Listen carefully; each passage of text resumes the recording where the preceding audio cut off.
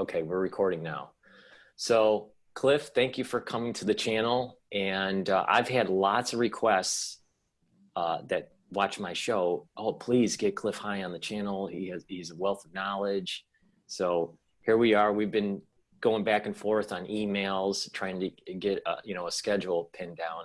But thank you very much for coming onto the channel and talking to me. And if you can maybe introduce yourself to the ones that don't know you, and maybe some personal aspects that you might want to share. Yeah.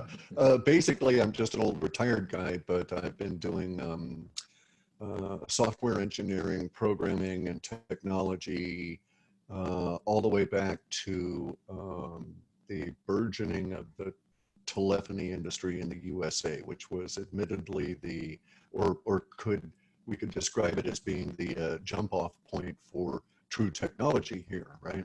Because it was our telephony industry that was locking us into the old dial-ups and so on. And then we went digital, and I was right there when all that happened. I was part of the team that came up with SS7, which is the signal shifting layer within the telephony network that allows a thing called the billing and rating channel.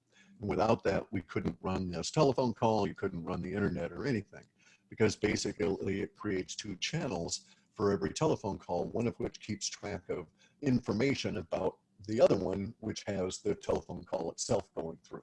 So you know the duration, which hops it made, all of the details. The metadata layer about the telephone call allows the UDP layer, the MAC layer, and all the things that support the internet as we know it. And so that all came about as a result of this stuff called SS7. And that was the first team I participated in that had patents in software and digital stuff. And so I've been doing this since the 80s and just have something of an accumulated knowledge on it. Along the way, I've run into cancer 3 times, and I've been able to apply analytical skills to dealing with the cancer. Now, 2 of them were rather obvious, one of which required a complete radical mastectomy, and the other I cured myself because I wasn't going to have any more of that surgery business. And it was a big giant skin cancer on the top of my head. And I cured that with some extracts of a particular kind of a relative of the eggplant that comes from Australia. They put it in this product called Curaderm, and they use it on cows over there, and it causes big lumps to drop off. And I had a dog that had a lumpy kind of a skin cancer, so I put some on there, and it caused that to drop off. So when it came time for me to decide, let this physician's assistant with short, pudgy little fingers and shaky hands excise a big area out of my scalp or try cow stuff, I thought, I'll try the cow stuff. And within a week, it was gone. So when I went back to the doctor's office, they were like really irritated because they were all set to bill me for, the physician's assistant and 3 other people to assist in removing a palm-sized area out of the top of my scalp, and it wasn't there. And I just went back to get confirmation that it was indeed cancerous, because indeed they'd done a biopsy and it was. So I knew that was gone. But in any event, so as a result of the 3rd cancer was one of these.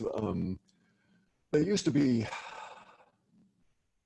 Well, I don't want to say used to be. They're still very typical. Okay, our cancer rates have not changed. If you look at it statistically, the creation of the scoping techniques down either part of the alimentary canal, coloscopies or trachea examinations for cancer, have not reduced the amount of deaths from cancer, and there's been no bloom of cancer discovery. All right, so it turns out that when you go and have a colonoscopy, there's a statistical, validated by insurance companies now since 1979, there's a statistical likelihood that the operator will find at between 2 and 11 precancerous polyps that are removed. And in no way does that alter that person's relationship with the potential for colon cancer. If they're going to get debilitating colon cancer, they'll still have it. Even if they get colonoscopies every year, it'll still show up. It's simply an additional risk in this. And at a statistical level, it hasn't reduced death from colon cancer, nor has it reduced, nor was there a bloom, a discovery bloom of colon cancers at large levels in lots of people as a result of colonoscopies. It just didn't happen. And so what we find when we get into that, because I had colon cancer, very large colon cancer that was undiagnosed for over 30 years, but I can actually tell you that it started growing on me in 1983. And I know this, and so it was finally removed in 2018. And this is not atypical, it turns out. There's any number of people that are men, usually, that reach the age after 65, sometime after 65, and they will be discovered with large colon cancers, usually at the point of death.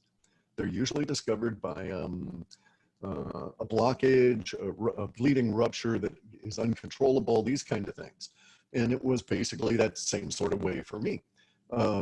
The cancers alter how you live because of trying to live with them, especially undiagnosed. And I spent hundreds of thousands of dollars of my own money, as well as potentially millions of dollars of insurance money, looking for whatever it was that was wrong with me over a course of 30 years. But in order to be able to continue to take care of myself, the rest of my family, which included my brother and my ailing mother and so on, I turned to the only source of relief that I could find, which was what we can describe as basically indigenous medicine, because it goes beyond the idea of simply herbs and that sort of thing, right? And so I became very adept at the various different forms: Ayurveda, traditional Chinese medicine, South American curandero, procedures, etc., philosophies, and all of that kind of a deal. And I was able to keep myself going. During the course of time of the cancer, I established a very successful business, got patents on my own, worked as an international consultant, flew all around the planet and solved problems for people, and yada, yada, yada kind of stuff, right? And but during the course of that, it was like I actually became under pressure and reluctantly pretty good at understanding the biology of humans and how we interact with substances from our environment. So what we can think of really as all medicines, not allopathic chemicals, but all medicines, and I have a bigger definition for that, really are epigenetic triggers, okay? Because it's only the body that ever heals itself, and we provide substances to signal those parts of the body to trigger for healing when we can become consciously aware that there's a need for that. Sort of makes sense, that definition? Yeah. No, people don't realize that it's not just genetics. It's a big part of this is the epigenetics. You can have the right code, right, in your genome, but the stuff's turned off that should be no on. One flips the switch, right. And so it's the methylization. For people that don't know, there's methylization that takes place on our DNA that allows for certain genes to be transcribed or not transcribed. So in certain cells, when they differentiate, they have to have these different switches on and off. That's what helps to differentiate these cells. When they come from a stem cell and then they start to differentiate, the epigenetics of that lineage slowly changes. And that's how you have, let's say, an embryonic stem cell turn into a cardiac cell eventually, as it spreads out. Right. But people don't realize this. And then in cancer, unfortunately, a lot of crazy stuff happens. It's a chaotic system, really. And there's lots of divisions. There's lots of breakage points within the genome. Certain genes are turned on, certain genes are turned off. It affects your whole being. Yeah. No, it was stripping calcium from me, strip muscle mass at the end. It's very predictable as to how it goes along. From a metadata level, I presented 9 times to physicians out of maybe 40 or 50 times in the last few years, where I had, 7 out of the 11 you know, critical kinds of symptoms for cancer, and it was just missed.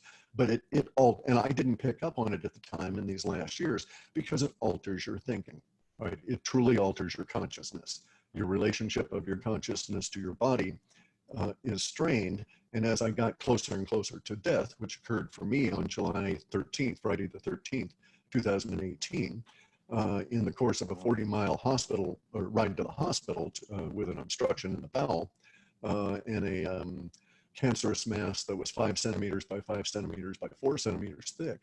So as big as my palm and nearly 2 inches thick. At that point, it dawned on me in those, you know, let's say the final few hours that how my thinking had been affected because I was actually sort of coming out of some parts of that. And I knew that I would end up with relief that day. Either there would be some solution or I would be dead. And either way, that was fine with me. The solution, both were adequate solutions to the problem because the amount of pain and all of this kind of stuff and the way that that actually twists your thinking. But it's more than that because it alters the biochemistry of the mind. Very difficult time to keep your mental faculties aligned the way you might want to. But during the process of this, one thing I noticed over the course of, say, the last 6 years of it was an increasing ability to become very sensitive to molecular changes, right? So I could, for instance, not knowing I had cancer, I could, but knowing that my testosterone was falling, I could go and take, and I tried perhaps 30 or 40 different formula for herbal formula for boosting testosterone. Some of them I know to be anti-cancer because as soon as I would take them that night, I would go through agony, absolute agony, maybe even leading to bleeding from the, you know, through the bowels, right? And that would sort of clear up a little bit the next few days. And at that time in your thinking, you put it down to the substance itself, not what the substance is doing to something that has already previously invaded your body, right? And it was during this final period there that I came to an understanding that's now been reinforced with all of this virus business. Because if we look at all of the 3.2 billion base pair DNA constructors in our body, there's only like 1.5% that are actually coding proteins, right? And so that, but 99.99999% of all of allopathic medicine focuses on those 1.5% of coding DNA, and they ignore the rest of it. Most of, or not most of, but numerically a large percentage of which is actually viri. And so my thinking about this whole thing ever since back in December has been systematically stepwise refinement led to the conclusion that the way to approach health that way is to not only try and boost that 1.5% of the whole mass that is encoding my DNA, but to also provide my body stuff that will able to trigger epigenetic responses, not only in my body, but within the other critters that are in the body. Because they're as susceptible to epigenetic triggers as my own DNA, RNA complex. Okay, just one is a personal thing, and another that's on my side, and the other is just a quick question about what you've read. My brother passed away from heart disease back in 2010 on July 13th. Oh, yeah. Yeah.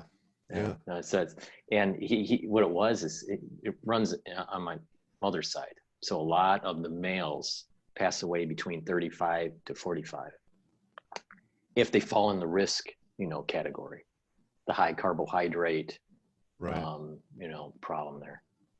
So my brother was drinking a lot of pop, like a 2-liter pop, yeah. and he was he was eating a lot of white bread, and it was just huge carbohydrates, sugars and so on. And it gets the inflammation.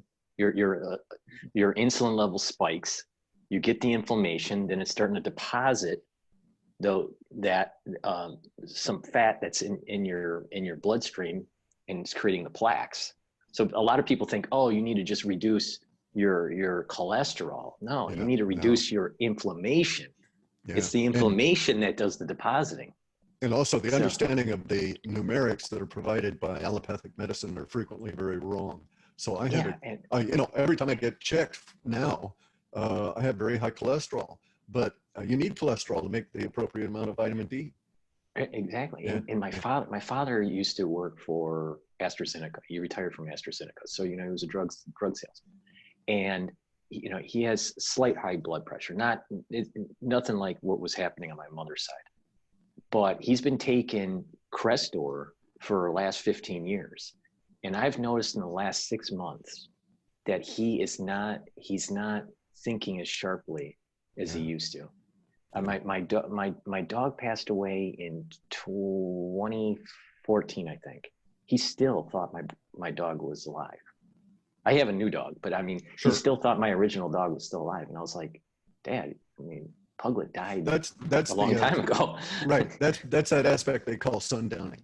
Okay, the inability to connect to time and or to connect memories appropriately to time in Yeah. relation to the present now.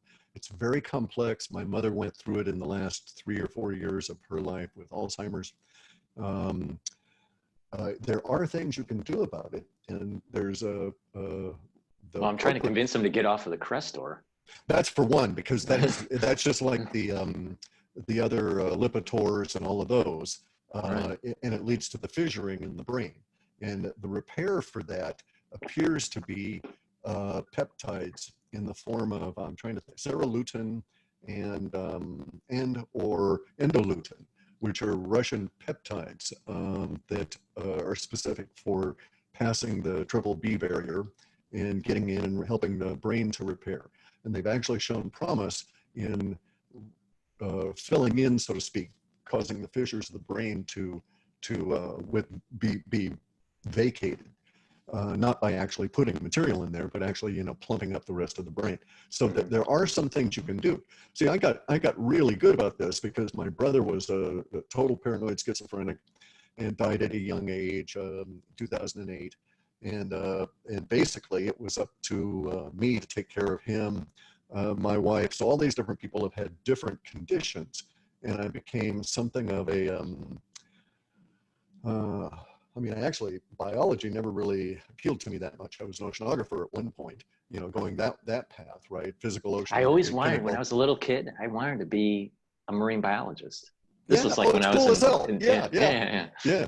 yeah. Not a lot of money in it, but It's, at the moment, but yeah, it's fascinating. Jacques Cousteau was the one that turned me on to biology, really, you know, and Yeah, then, you know, in the ocean you yeah. know, with this, you know, looking at the different, you know, species that are in the ocean. I mean, it was just fascinating. It's a, you know, the biology is really cool. I can see why Earth would be attractive to other kinds of species. It's because of the plethora of life forms Right. here. But it's interesting about the Crestor and the allopathic approach to things, because we may be looking at the intrusion of social patterns at a very significant level in what we would think of as the individual disease process, as well as the progresses of diseases through our social order. You know, because in essence, these days it's like, well, what if you had a disease that showed up and it seemed to be specific to patterns, you know, like cruise ships. People who didn't go on cruise ships didn't get the disease. Like, what was it before? There was a virus that they used to have in the cruise ship vents. I can't think of the name of it at the moment. It was a rhinovirus, I think. Uh, Well, I know that a few years ago there oh, was legionnaires, legionnaires. Legionnaire's disease. Yeah. Right, a retrovirus, right. And so you're really not at risk of exposure of that. It's not a disease per se of the environment. It's a disease of specific environments. And if you happen to have lifestyle qualifiers, like you went to cruise ships or you worked in office buildings with these large style, you know, ventilation systems, then you were susceptible to this disease. And so but people that didn't weren't, and it didn't transmit very well outside of those environments. There's actually a curious connection to the COVID thing as well, because early in the process in Wuhan, there was this and also the thought process flipped over to Hong Kong. There was this big deal about whether or not the pipes in the building were the cause of the spread of the disease. And people went to some great lengths in Wuhan to stuff up and barrier the pipes between their apartment and the ones above and below. And they may well have been correct, because there's always a sweat layer. And that sweat layer, of course, undoubtedly transmitted virus. Right. Quick question. Did you ever have the opportunity to read, or maybe I'd like to know what's your opinion of Christopher Hitchens? Because I find Christopher Hitchens actually pretty interesting as a philosopher and how he articulates the argument, even though I may not agree with some of the things that he was with it, but the way he's articulating the argument is very interesting, and his debating skills is just superb. But he passed away from cancer. It was esophageal cancer, which ran in the family, but it was exacerbated with his drinking.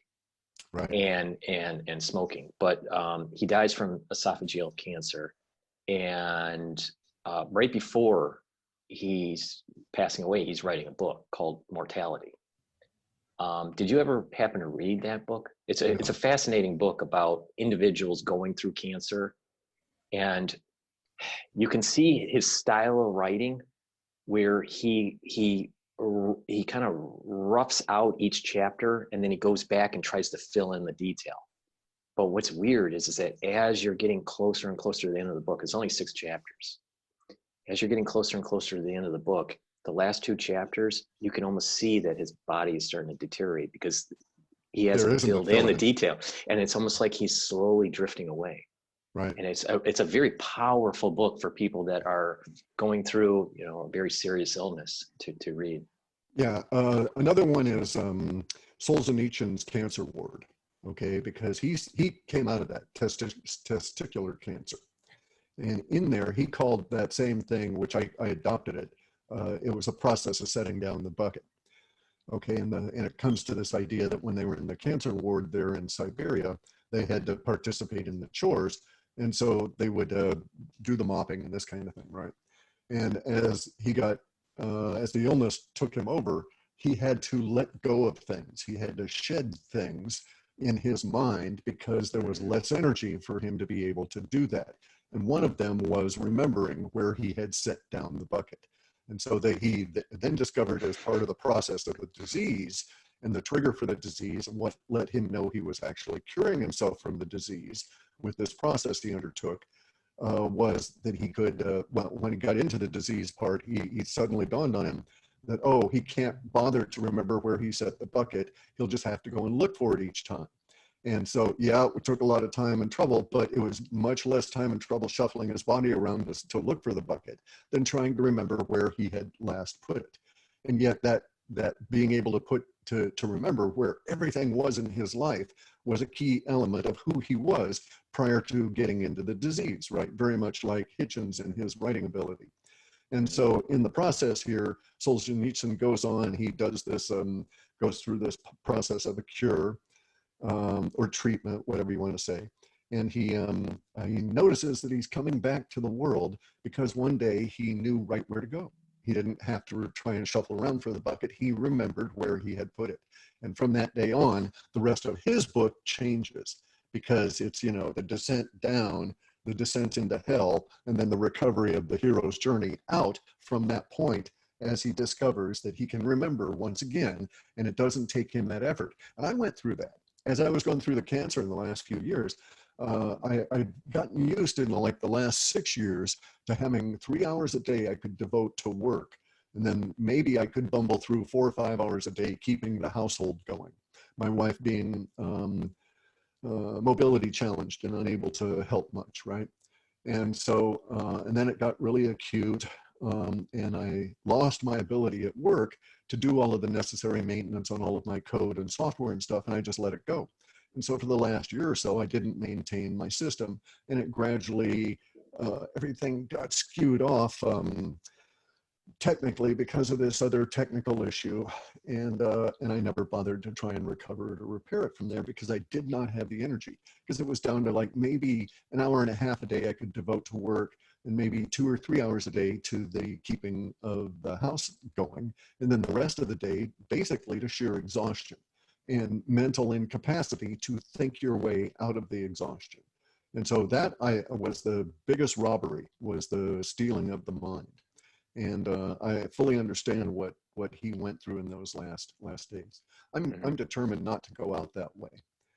It's interesting, how the complex systems, no matter what you're looking at, either, New York City, which is a complex system, the human body, or whatever, the ocean, how entropy, the relationship to entropy is. And when you have to put energy in to keep it organized. But there is a point where things can get disorganized very quickly, and it just drifts off into, you don't have the energy to recover. Correct. Right. Correct. Like how the human body, it has to maintain ATP.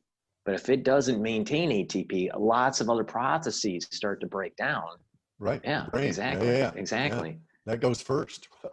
25% of all of that whole process is devoted to keeping the brain fired just at basic levels. So yeah. It's really interesting. It's a nice metaphor, or a paradigm for approaching things.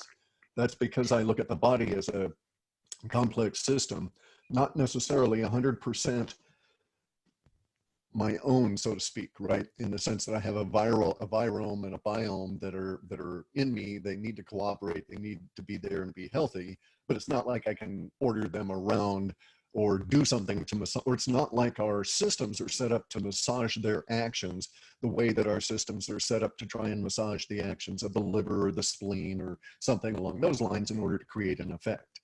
We don't actually try to do that. We try and kill off the microvitae rather than make them do our will. Right. We're research out there is just starting in quote mainstream research about understanding the biome. I would think that the homeopathics were a little bit more leading in this regard, understanding that probiotics, prebiotics, are very important in the metabolism. People think, oh, all germs are bad. Well, no, not all germs are bad. You need germs, in your body for you to live.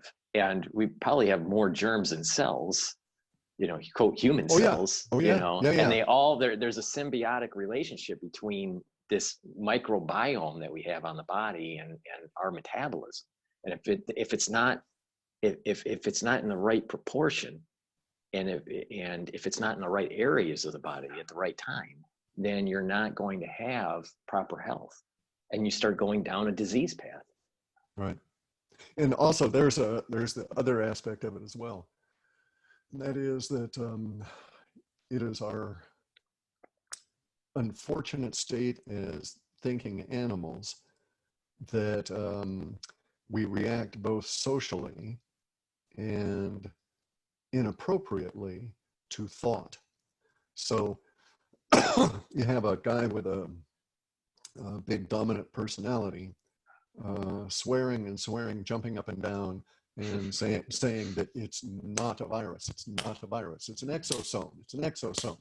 And you will get a certain amount of following for that. If a critical mass of that following comes along, then all of science can flip, perhaps inappropriately, and simply because of a thought process, not because of necessarily of anything that's evidence-based or even pragmatically proven to be practical.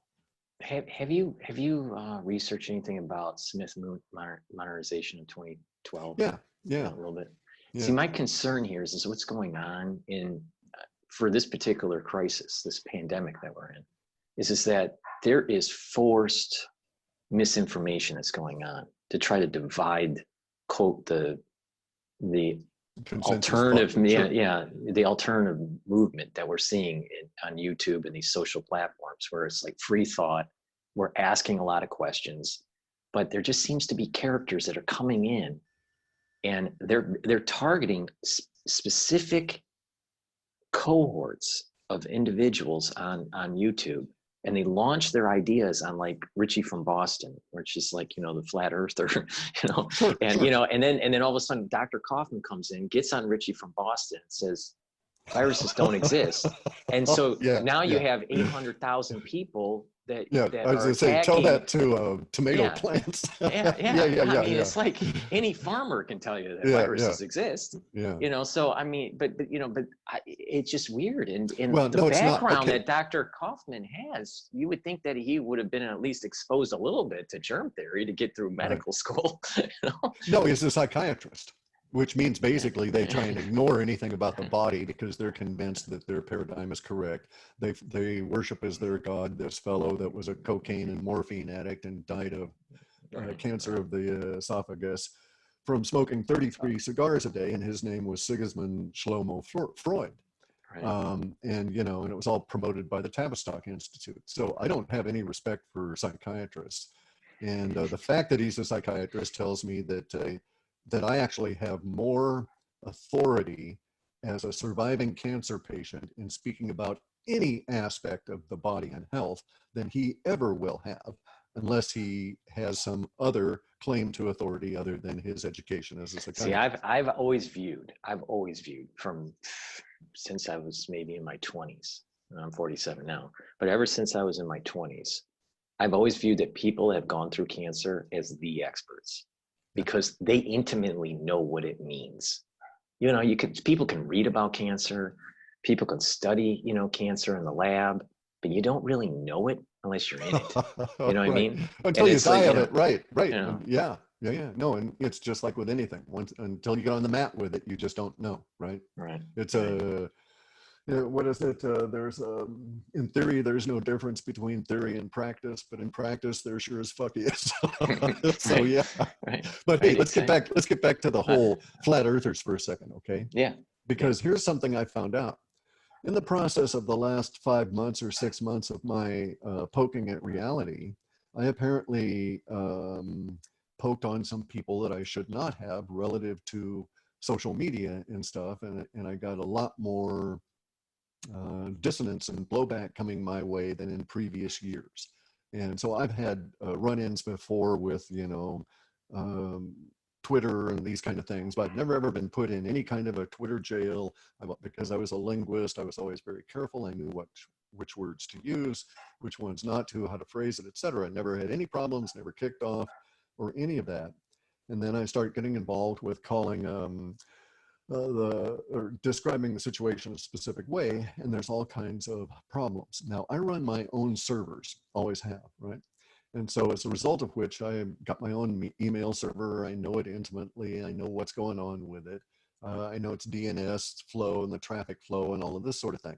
And I've been hit over the course of this period of time with a number of attacks that I can prove came from China Mm, via very specific routers, some of which actually end up coming up through VPNs on the East Coast of the US. But in any event, I noticed that some of these identifying IP origination addresses have been included in the in the source of new support for such channels as Richie from Boston, really? Wow. yeah, as JSNIP4, as David Wilcock, and I suspect it's the CCP.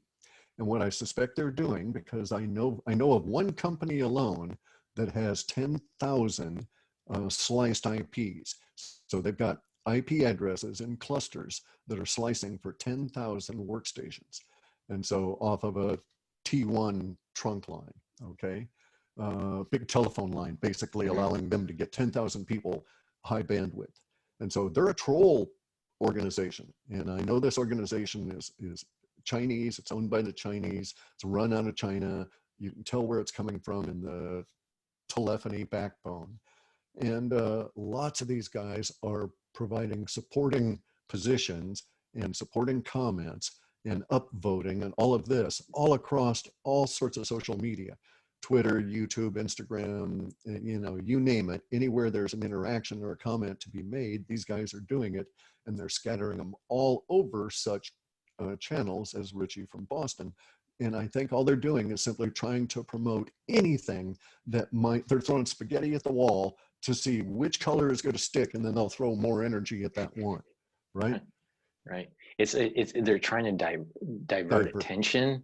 They're trying to divide the consensus within this alternative world that we're living in and on YouTube. So I agree with you. There's something wacky with what's going on with Richie from Boston and some of these other channels, and they always launch their crazy theories on, you know, on these things. They don't start small. They always, like, all of a sudden that's why I'm wondering if it's a CIA operation. No, the CIA like, and Kaufman. Yeah, Kaufman, I understand, but the CIA's playbook may be involved without them necessarily being there. You know, everybody's watching the CIA. Point. You know, even I replicate what they do. Right. That's a good point. Yeah. And they just find the useful idiot, and, you know, they like what he's saying. They don't have to create any of this. They only have to promote. And it's so easy to promote now because Google and these other pay systems support it. So they actually can support your channel through simple view farms and super chats. And you just keep going because you're incentivized to continue in the same subject matter. As soon as you start getting off in the subject matter, the super chats go down, the views go down, so you go back to it. And it's a real simple process to train the human mind there to do what you want it to do. And that's exactly what's going on with these things. So you find a tendency to concentrate on the message that they want to support. And you know, if they did an audit, how much of the money coming through advertising, how much of the money coming through super chats is coming out of China? Interesting.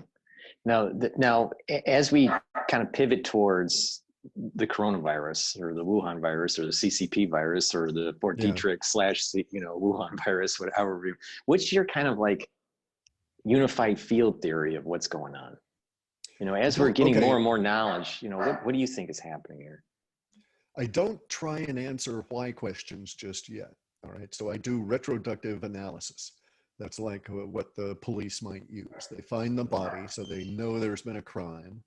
And then they try and find out how it was done, who might have had an opportunity, who might have had a motive, who might have had the means. And then basically you use that and you work your way backward. I came into this at the beginning of the crime. Okay. I came into it when I was basically looking at the body dead in Wuhan, with the principal players showing up and staring at the body. What date did you start it? I started on January 25th. Oh, no. I first started getting involved with this probably November 17th or 18th. Yeah, November 17th or 18th. See, okay, because of my computer background, I do a lot of my computing on the deep web, all right? And I was trying to do some experiments because my mind is now sharp again. I was trying to do some experiments with my old technology and do deep web scraping and then analysis of what I was reading, in order to get around the censorship issue, because censorship bogged down my process for predictive linguistics. And I was just noodling around. I'm retired. I don't need the money or anything. But there was just something in me that said, well, let's go and play with it. It was really raining and terrible here for the winter. And so on like the 16th or 17th of November, I was messing around.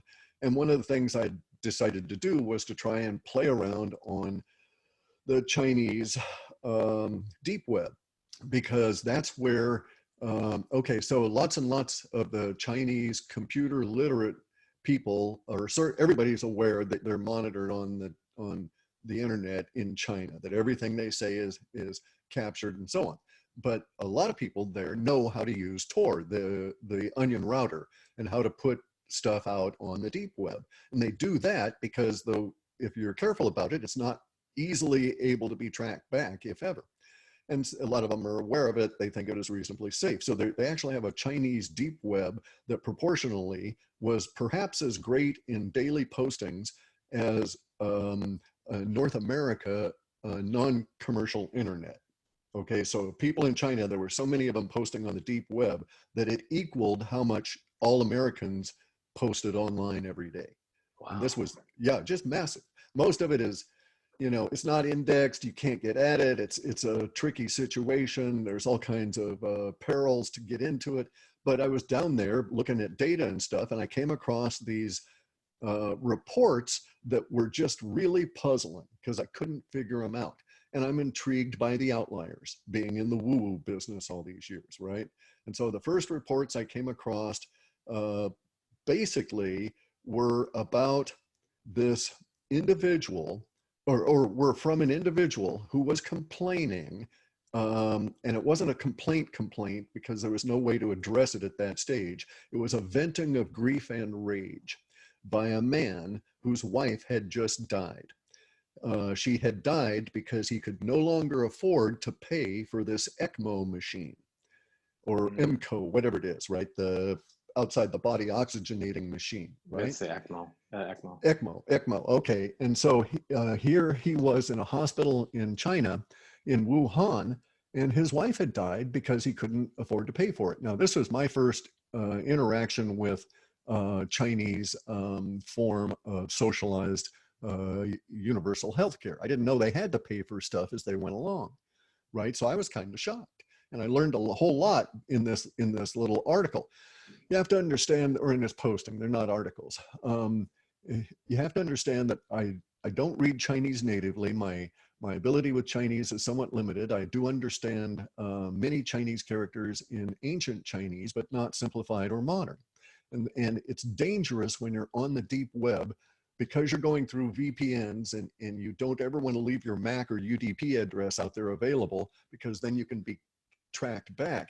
You can't do things like easily, like do a screen capture and take it over to Google Translate, right? Because when you do that, the transfer to the Google Translate, the bringing up of the JavaScript swaps things at a core level within the software that then exposes your machine to anybody with the acumen to be able to get at it the next time you go back on the deep web, right? And you're doing it second by second. So you got to be really tricky about it. So it's tedious beyond understanding. And so, but in any event, so I was able to translate this guy's he wrote in simplified machine, what I call machine Chinese, and was saying about all this stuff about his wife. It was a horrid story. I mean, it just left you weeping. It was just terrible.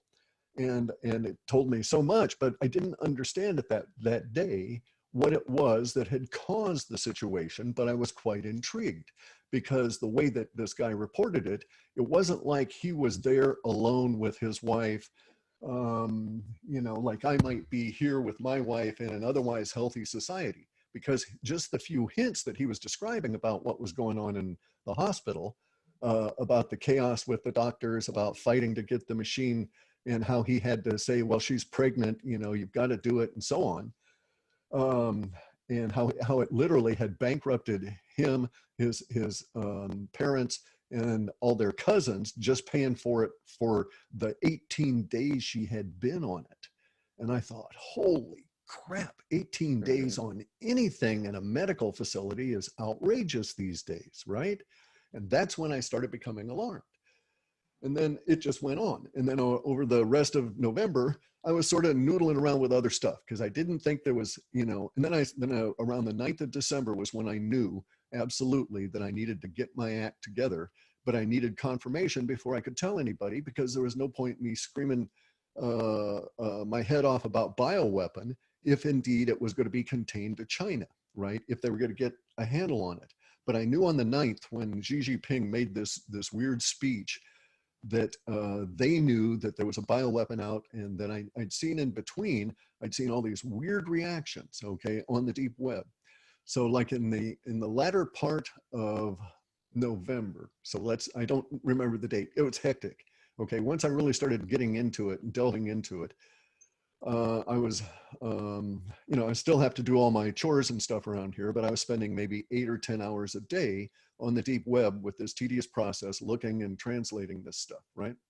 And, but I came across these photos, and it was the weirdest thing I'd ever seen. I was used to the Chinese Communist Party and their posturing, And so I recognized what I was looking at, but the wording in it and stuff was telling me things. So I would see these photographs of all these workers, all these Chinese workers waving happy flags, right, given to them by the government.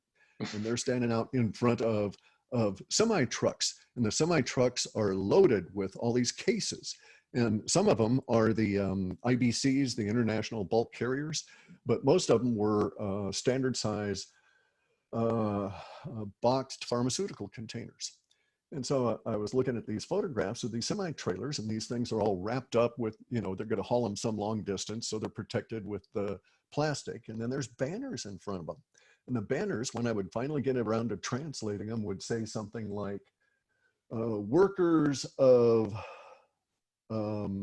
production facility and some number in some place in China are proud to have accomplished 1,083 cases of L-ascorbate being sent to the great people's battle against, and then some word I couldn't translate, that did not translate, which later on translated to coronavirus.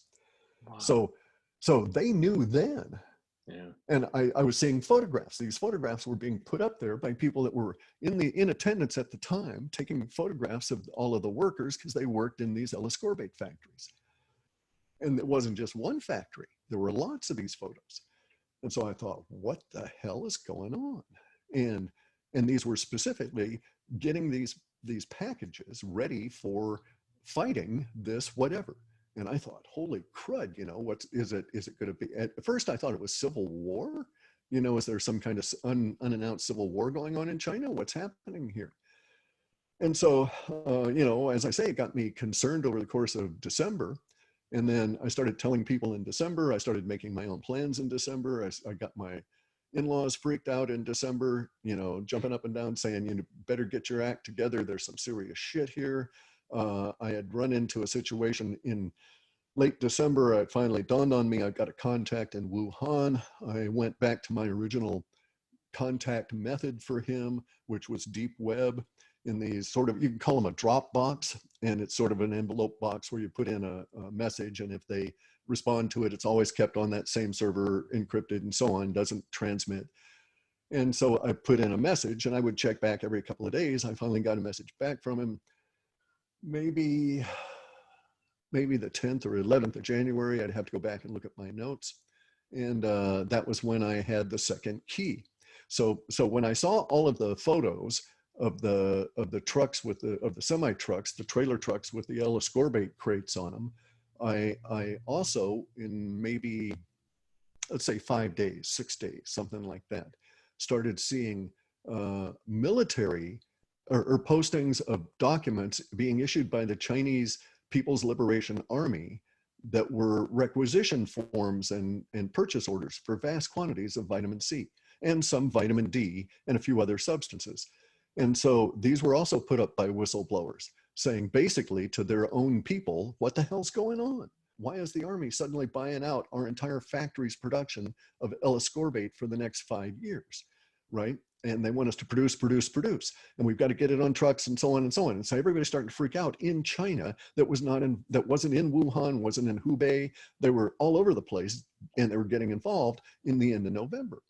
And then stuff happens. We get to the end of December, and on Christmas Day, I see this, that evening, I see a video with an accompanying still photograph. And it's from a guy who's standing in maybe the second, third, or fourth floor. He's taking the video on a camera, on a smartphone.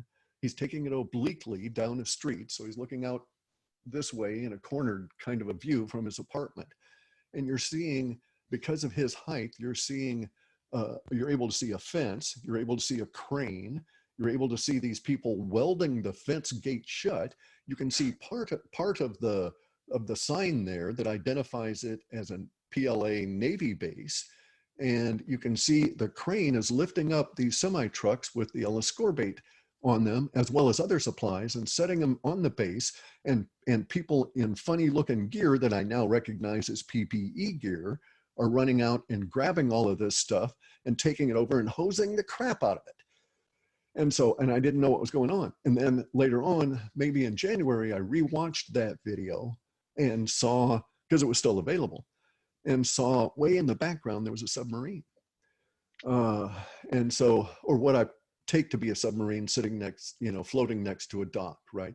The bulbous, depreciating shape of the stern of a submarine, and what I thought was a fin.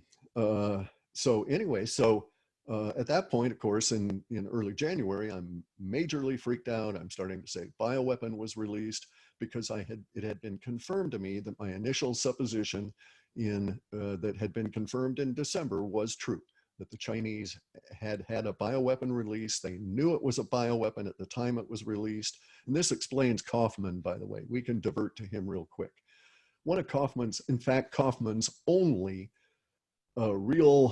only reality hinge for his theory is the only peg he's got for this is that the Chinese didn't have, in his mind, quote, enough time to have discovered the virus, purified it in order to be able to sequence it, in order to be able to make a test for it within the timeline as it lays out. That's his entire reality hinge if you read through all of his stuff. Right. And he's saying it could not have happened. Ergo, he says, they just grabbed something and decided that was the virus. And what they grabbed was an exosome. This is his supposition. And he's not using retroduction here, because he is correct. Under the normal circumstances, they could not have had enough time to get to that point of making a test. But they didn't have to, because they knew exactly it was a bioweapon and it had escaped from a lab. So they had it there's sequenced. Lots of literature that goes all the way back, to 2008 or before, that shows on how this was slowly being developed, at least at the scientific level, and then it bifurcates into a weapons program. Once they realized the gain of function that they were able to achieve in the lab. And then no. Hey, no. It splits earlier. It splits earlier than that. It splits a year. What year do you think it splits? I thought it was around 2014, 2015. Okay, I would have said early 2014. And the reason that I would say that is because at that point, right up to that point, there was a series of articles by these, what I think of as the usual suspects, okay? These Chinese and non-Chinese authors putting out papers on their research on horseshoe bats. Right. And then, and then one group of them, then there's this final article that was out in like 2013. And thereafter, there's a whole series of articles, but the usual suspects drop off. They start not producing as many articles. And in fact, they don't produce anything from like 2015 onward. Okay, so they were co-opted into the weapons program. But here's the thing. They had someone continue some aspects of that research, and then they just let it peter out. It was designed to cover that they went underground with it. Okay, they had that planned.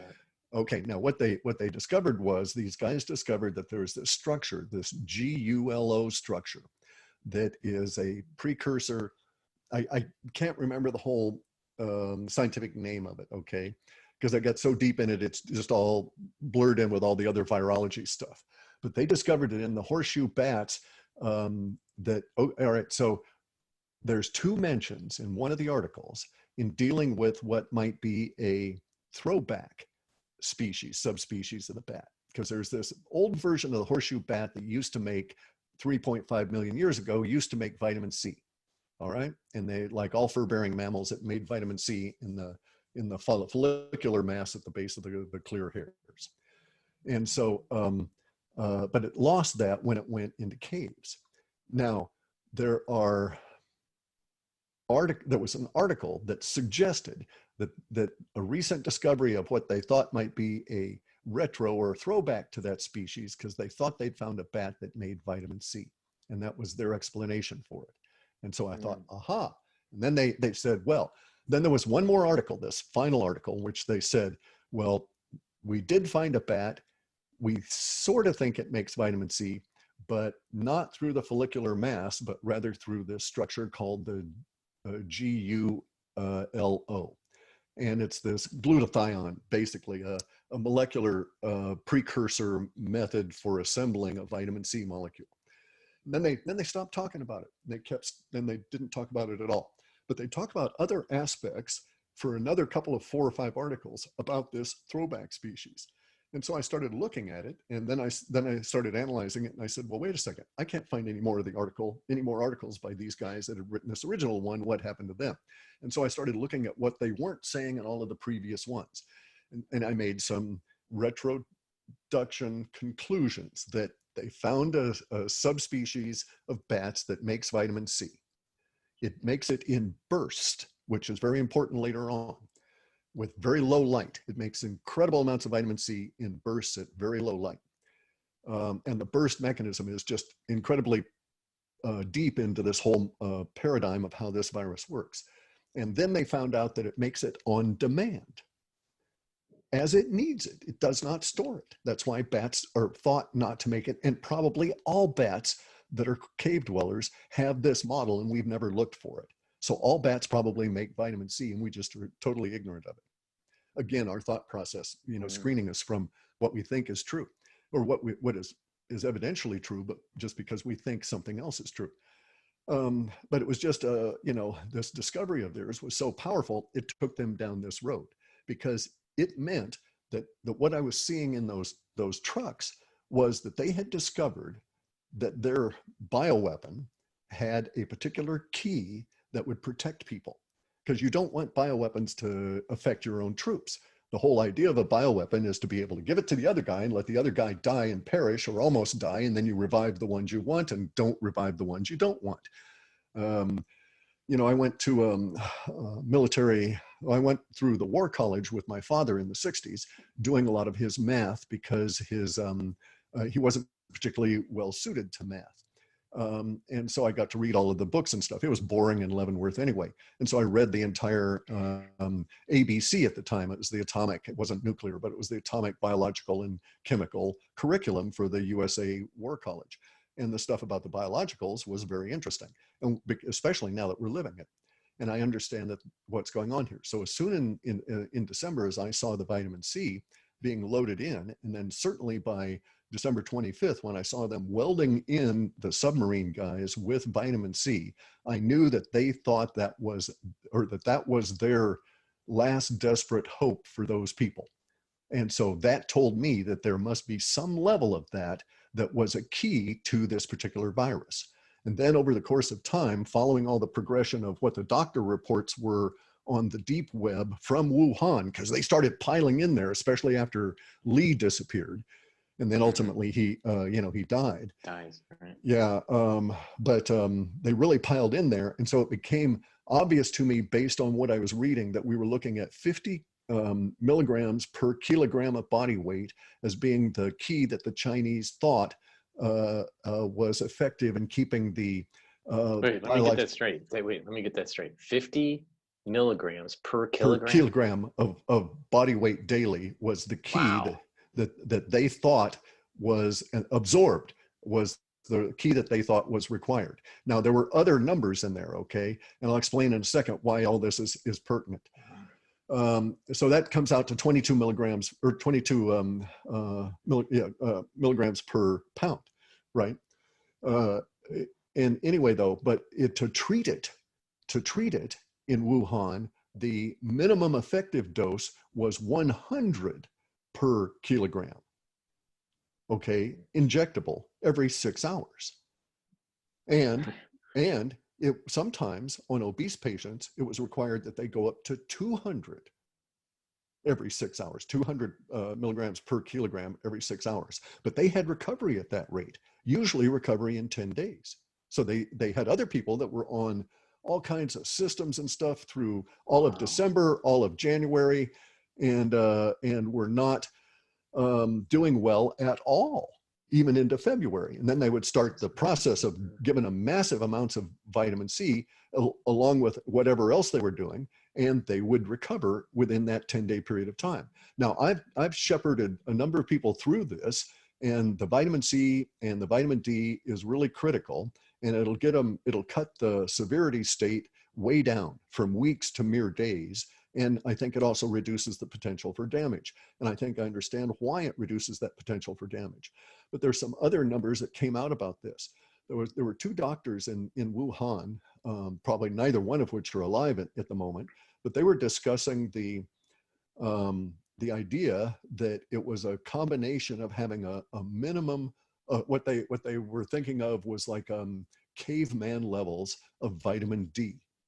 Okay, so as an not inflammation, but an anti-infection signaling molecule, because the vitamin D is present in every molecule. It's active in the sinuses and so on, active at the back of the throat. And they were thinking that the one thing that really defined all of their patients in China that they had to deal with was that they were being brought in with exceptionally low vitamin C and vitamin D levels. And these were the two guys that were, one of the guys had done autopsies, and he had See, done. what I thought the mechanism in these vitamin C's and vitamin D's and K2s, I mean, there's many different pathways that this thing could work with. But my understanding with D3 for being sick was that it was allowing for calcium to maintain in the bloodstream for downstream processes to help the immune system. That would make sense because they were also supplementing with magnesium in order to maintain a balance.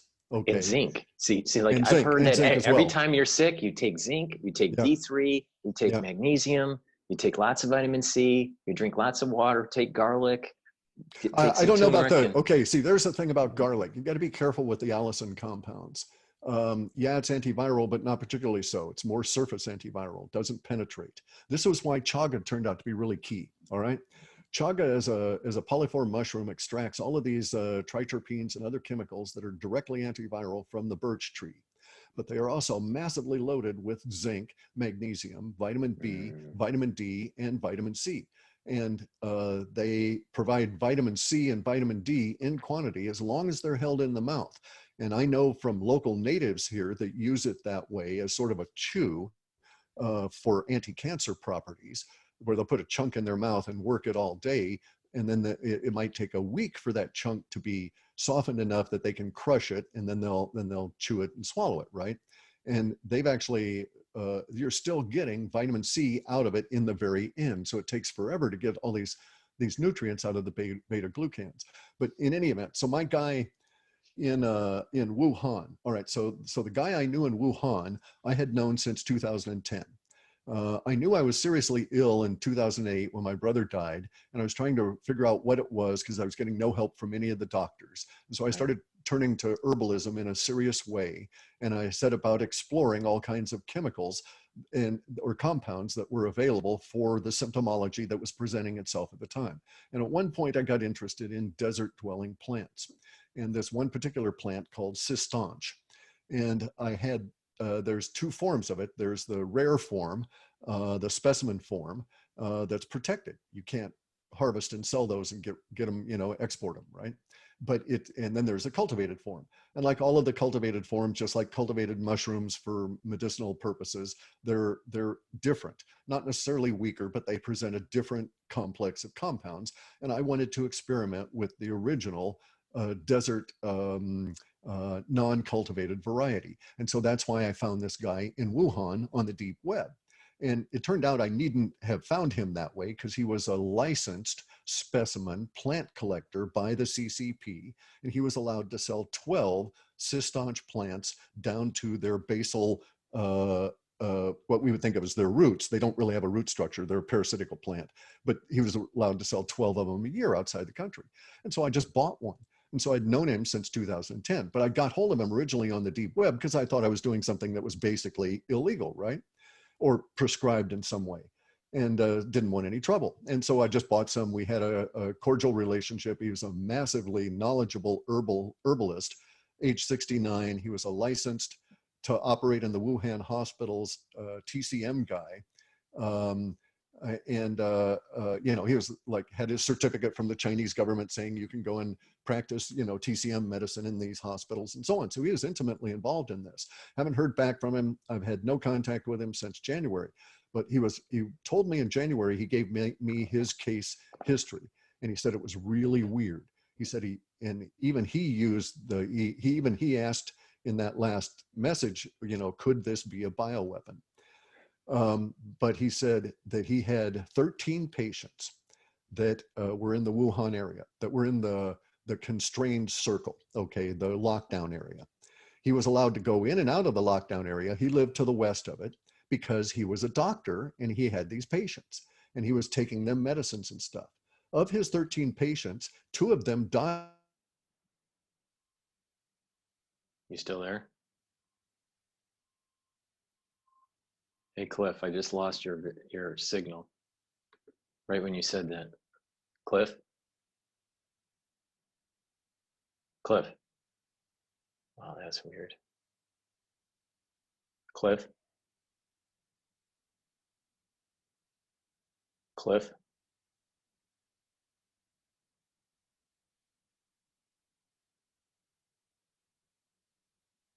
Cliff?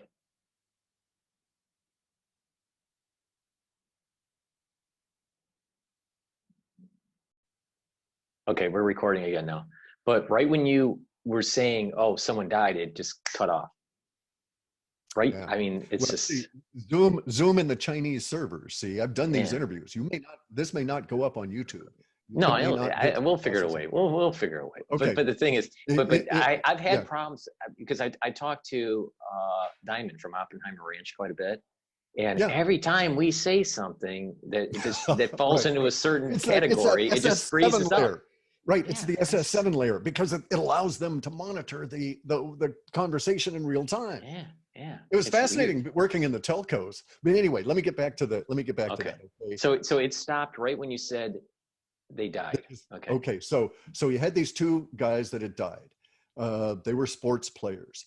The sports player, they may have been soccer players. They were professionals. He was treating them for something else at the time that they then got the disease. So they were his pre-existing patients, as were the other individuals. So he had 13, 2 of them passed. They were his 2 young patients. All the others were 50 and older. His 2 oldest patients, one of them was a guy he was treating for cancer, and then he was treating the guy's wife to boost her up because the guy was like 73 and she was 74, or vice versa, right?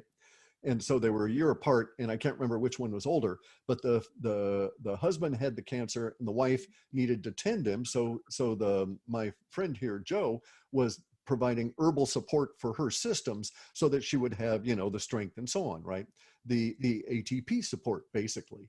And so of his 13 patients, the only 2 that were not being treated with chaga were the 2 that died, because he wasn't trying to treat them for any of the conditions that he thought was linked to treatment by chaga: inflammation, cancer, even bacterial. He's treating one guy for a bacterial infection.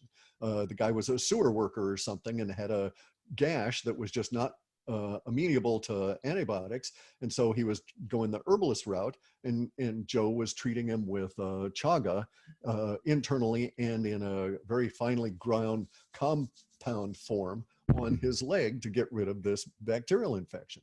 So he had 11 people on chaga. None of them sickened and died. Especially what was remarkable was none of them, and they were all prime candidates, especially the cancer patient and his wife. And he had been dealing with them and this disease all through December, and Cho was exhausted by mid-January when he replied to me, or early January, and had said that he was tired, that everything had broken down. You couldn't get transport anywhere. Food deliveries were shut off, and he had to walk or bicycle miles. He had to leave his bicycle with the PLA at the check stand and then walk through Wuhan to get to his patients. And he had to walk all around because he had to bring them the chaga, right? And none of these people were on vitamin C. So it was at that point in January, I thought to myself, okay, so what is it about the chaga that is working against the disease? And that's when there was the big flurry about the 2 Hindu graduate students that had sequenced it and briefly brought out that they thought they saw HIV inclusion in it. And I had maybe 20 minutes or so with their sequence that they had presented on the internet. I could see the HIV inclusion. And so I thought, okay. And then I instantly went to the NCIB database, put in for chaga and HIV, and lo and behold, hits all over the place. because it's one of the most investigated substances for HIV um, uh, treatment. Okay. See, I And didn't know that. Wow, I'm okay. surprised at that. Wow, I didn't know Oh that yeah, history.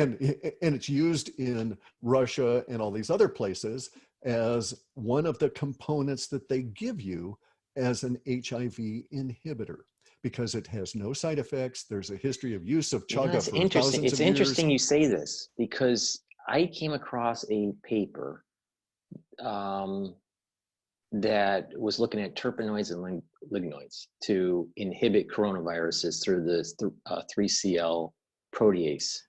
Exactly, exactly. And, and so, they were looking at about 22 different compounds. So one of the compounds that's easy to get that someone could just go to a natural food store or Amazon is birch bark extract.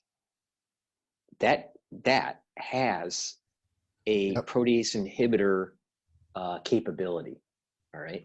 Now, and I don't remember what number. I'd have to look what number within the paper that birch bark is, but if you could just let me know, because I'm not really familiar with chaga, that mushroom and all Oh, that. hey, What trees? It's it on only the grows birch tree. on birch trees. See, so Chaga's there's been used for yeah. 4,500 years that we know of, that we can Now establish in this is Siberian.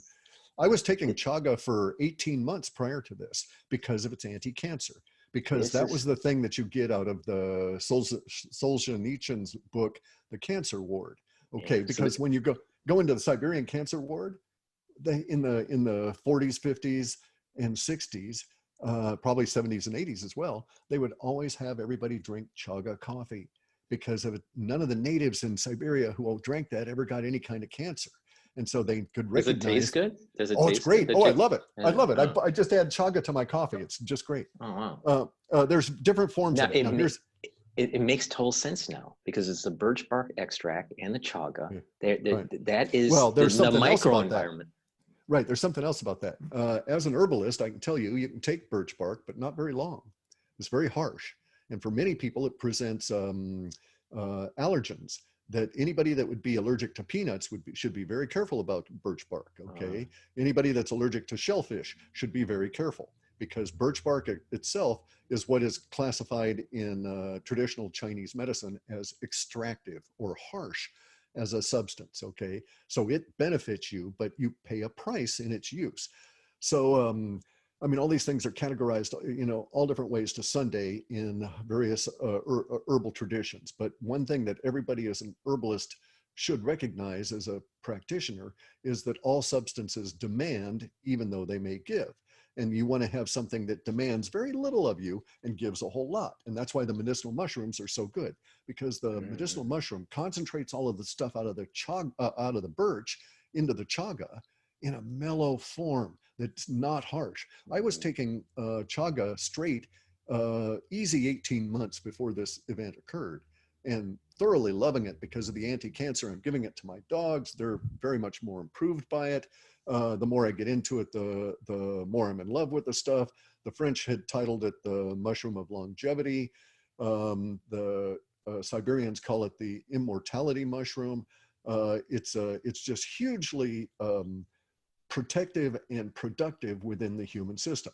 One of the cool things about it is not only does it have vitamin C and all these vitamins and all the triterpenes and the lignans and so on, and it's just chock full of beta glucan, beta lutinic acids, but when it protects you from the COVID, it does it in like 4 or 5 different ways. So it's not only a protectant in the sense of hardening your body by giving you more vitamin C, it seems to marshal your vitamin C resources in a way that doesn't happen if it's not present. And in so doing, it's also presenting a combination of vitamin C and triterpenes available to kill the virus at the point that it tries to do the insertion. Here's the big thing about the COVID, okay, and what they learned with the bats. It's the virus. All virus work at a burst mechanism. All right, so they don't do mitosis and mitosis the way that cells do. They don't just divide and divide and divide and divide. Okay, so all virus are more mechanistic in the sense that they have all of these little chunks. And so the virus sits there and makes a little chunk, and it makes another little chunk, and it makes another little chunk, none of which are actually virons. They're simply components that will later on be assembled into a viron. And it makes all of these chunks until something tells it to start assembling the complete virus. And so this process is called a burst, because what it will do is there will be a latency period once the virus is introduced as all of these components are built, and then it has a burst of activity. And this is replicated at a macro level with the viral load that is killing the doctors and the nurses and the first responders. Because what's happening with them is that once there's a sufficient viral load, the virus attacks the cells. This is just what they discovered in Wuhan. The guy that was doing the autopsies noticed something very remarkable, that there was prior to the onset of multiple organ failure, it would be possible if the guy died from, say, a stroke. Okay, so he's got COVID. He's had COVID. They're getting him in there, but before they could ventilate him or anything, he passes away of a stroke. So there isn't multiple organ failure yet. A single point of something killed him, and they're able to determine that. Even those individuals would have localized scurvy in the throat. Why do they have localized scurvy in the throat? Well, because all the vitamin C had been drained out of those tissues. What did the Chinese discover about this virus? That the virus had been trained by the bat to continually sample for vitamin C levels, which triggers the bat to produce more, which keeps the viral load under control, which means the virus doesn't overwhelm the bat. So it has a particular interaction and strategy. I actually have been trying to get hold of Eric Weinstein, the evolutionary biologist professor, brother to Eric Weinstein. Brett Weinstein is the biologist. Eric is the mathematician quant. Okay, and I wanted to talk to Brett about this whole thing. Are they related to Robert Weinstein? That's the cancer researcher at Whitehall. I wouldn't know. Okay. Perhaps. I mean, they're brainy bastards, so it wouldn't surprise me, right? But I wanted to talk to Brett because he has experience with these bats, and he understands some of the things. And one of the things I discovered was the Chinese got up to the point where they were talking about this GULO on-demand vitamin C production stuff, and then there were a couple there were articles that I was reading that made no sense to me at the time. On the deep web and from China. And by the way, the Chinese chopped off the deep web access on 11 o'clock a.m. March 1, my time, Pacific Coast. Oh, really? That, they shut it off totally. All access to Chinese internet now goes through these mainframes and is 100% controlled no matter what you're trying to hit. The only way I can get anything in or out is to go through places, is to route it various different ways and pop up close, Vietnam or Korea, that kind of stuff, and try and get in through there. But it's very difficult now. But prior to that, I was reading articles about the vitamin C infusions working, about people that had vitamin C, about Chinese people as a whole, socially or culturally, are not supplementers. All right, there's very few cohorts within the Chinese culture that are naturally deliberately supplement. So they don't go out and take vitamin C. They may encounter the introduction of excess vitamin C into their system through an herbalist that gives them plants that contain it, trying to treat some other condition, but they're not, as a rule, going to take vitamin C to prevent that condition. And when they did, it was always for, rhinovirus kind of things, brief, emergency kind of things. And so not really consistent and so on. So they were primed for this, and they lived in a hugely polluted environment that destroyed their ability to manufacture and retain vitamin D. And vitamin D has such a low half-life in the system, that turned out to be one of the key criteria as well that the doctors discovered. But anyway, the localized scurvy in the throat, the guy kept saying that he kept seeing the scurvy in the throat, but initially when he saw it with multiple organ failure, he saw scurvy throughout the entire body. And it wasn't that the whole body had scurvy. It was that your liver would show signs of scurvy, or parts of the intestinal mucus lining would show a scurvy condition, and some parts of the skin. And you note now that we've got these people showing bumps, okay? Skin bumps is part of especially children. Have you heard that? I haven't heard the bumps. I've heard of the discoloration of the skin. Okay, it's the same thing. Okay, the discoloration in the skin, little tiny areas, not the whole body discoloration that struck those guys. But, right. Usually this on is the usually feet, like the toes, the fingers, correct, the very correct. first part of the fingers. Yeah. Okay, and so here's what's going on. If we examine those individuals, I suspect that a lot of them will be pre-metabolic syndrome children. Okay, children that have restricted blood flow into the extremities anyway, due to not having a particularly good diet, not having been able to maintain good vitamin kind of stuff. Because the Chinese were talking about this as well, and that was a pre, or not pre, but an ancillary, not often seen scurvy condition. So if you go back and you look at scurvy, because there's this debate. The question is it like the scurvy model that you're talking about, or is it that it's the virus is attacking the peripheral nervous system? And people don't realize, but our peripheral nervous system will go all the way up to the surface of our skin. That's how we feel, right? And that it's attacking some of those nerve endings. But this is an interesting thing. I think you're correct that it's probably more of the scurvy.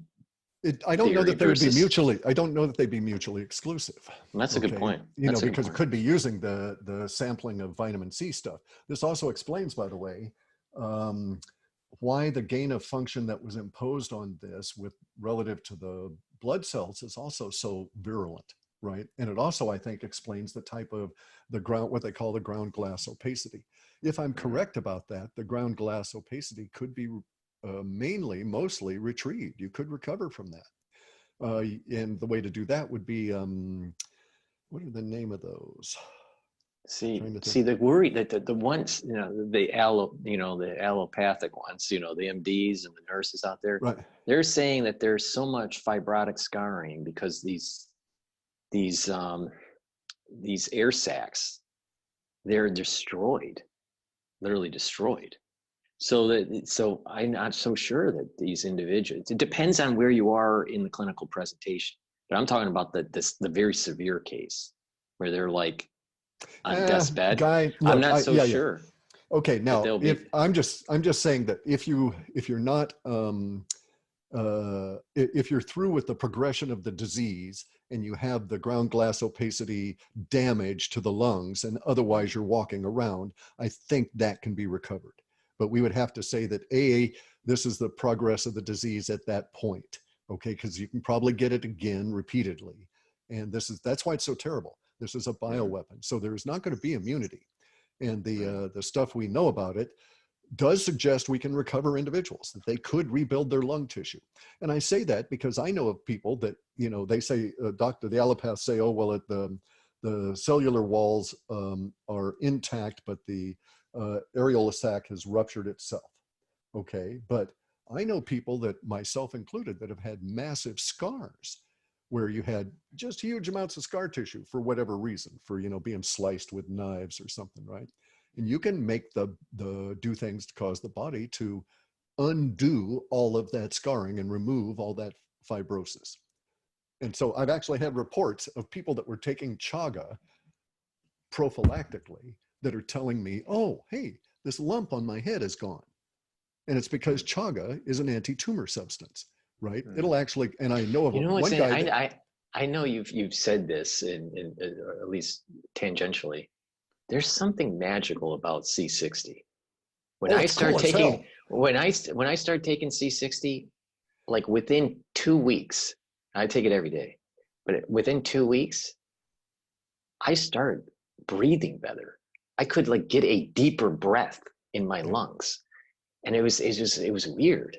I didn't understand the mechanism. I understand the idea that, it's a super antioxidant, it eliminates ROS and all that, but I felt Apoptosis too. personally, I felt personally better lung condition. Yeah, I live out here on the coast, and so I've got really good wind, air, lots of Hmm. negative ions and stuff. So I love going, just Hmm. really sucking it in. The C60, I think one of the real reasons that it provides that pop there, as well as in the eyes, is the apoptosis. Okay, it kills off all the senescent cells. And so your body gets rid of this waste material that it's just carrying around that's It stimulates those stimulates this, the adult stem cells, and then you start correct, massive. rebuilding. You're remodeling, but it takes a while to Yeah. remodel. That It could be the takes years. Yeah. mechanism. Yeah. That could be the That's another mechanism to mechanism. Yeah. reverse this I've fibrosis. been talking to Ken Schwartz about that, right? About the rebuilding and using C60. Because see, if I were gonna, here's the thing, guys. So many of these people are acting like idiots. I mean, we might as well just come on out and say it and offend them because they're never going to talk to me anyway.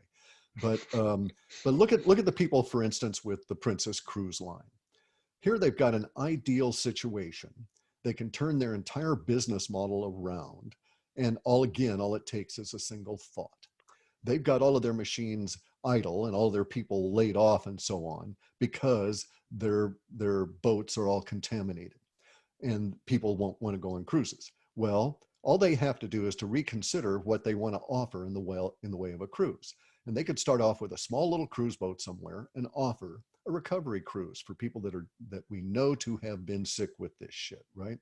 And you put doctors and nurses on there, you pay them well, you pay the crew well. But my way of thinking is, and this is why I didn't think it would work with compliance, wouldn't work with a private company, is that you would make people show up there for this cruise, take the optimal level of all of the damn vitamins every day, take chaga every day, take all of these various different precautions and learn about this stuff to become well, right?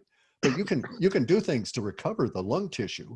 I'm quite convinced of that. It'll take a year perhaps, but when I was in Germany as a army brat in the early 60s, there were still people that were recovering, German citizens that were in recovery mode from lung damage that they had had 15 years earlier in World War II.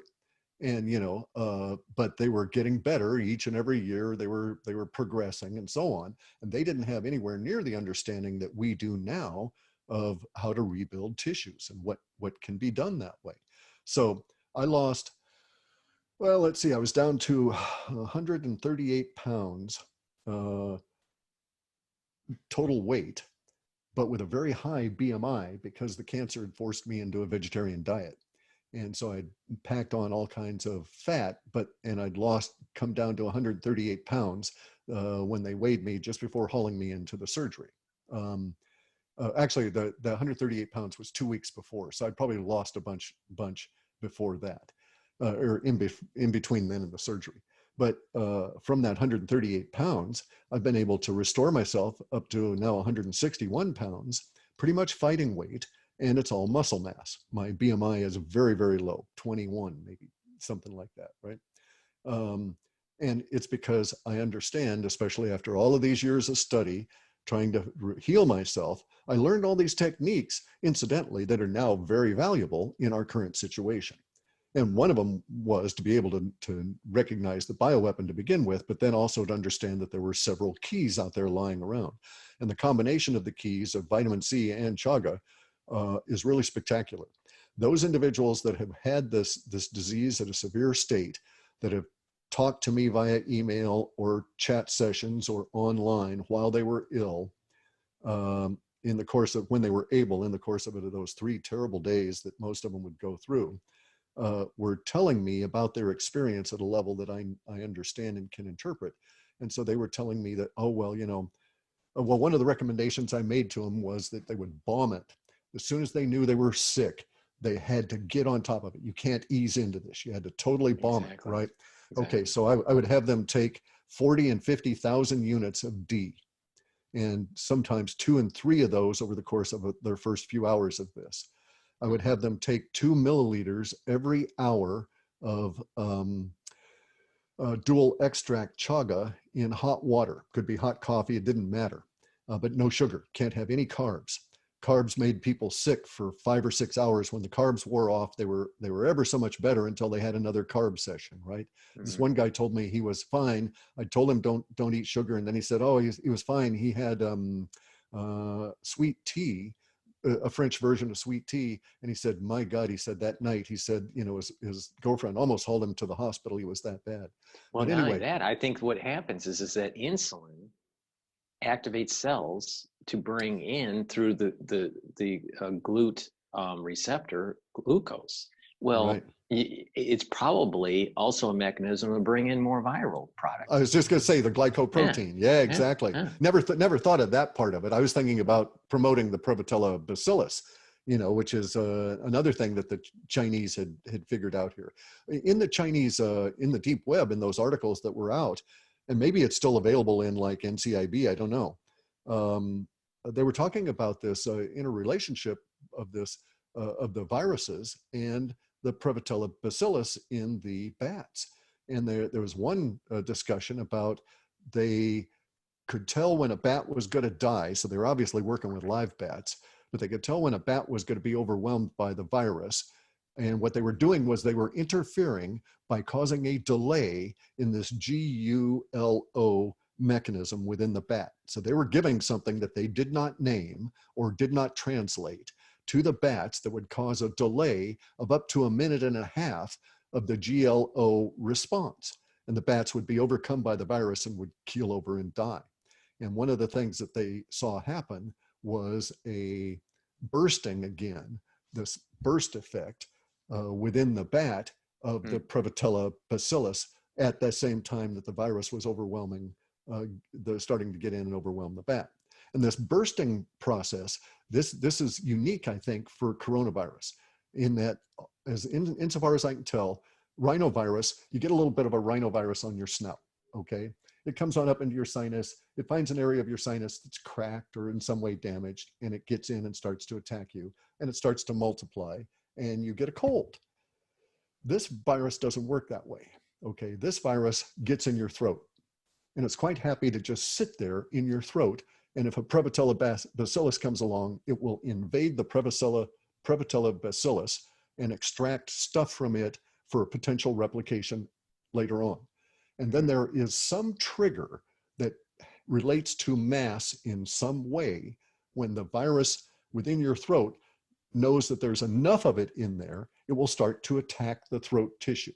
And when it attacks the throat tissue, the result, the evidence, is this formation of the scurvy symptomology, as the vitamin C is being used to destroy the spike proteins when the virus attacks vitamin C is destroyed. Another virus attacks, vitamin C is destroyed. Eventually, the scurvy condition breaks out.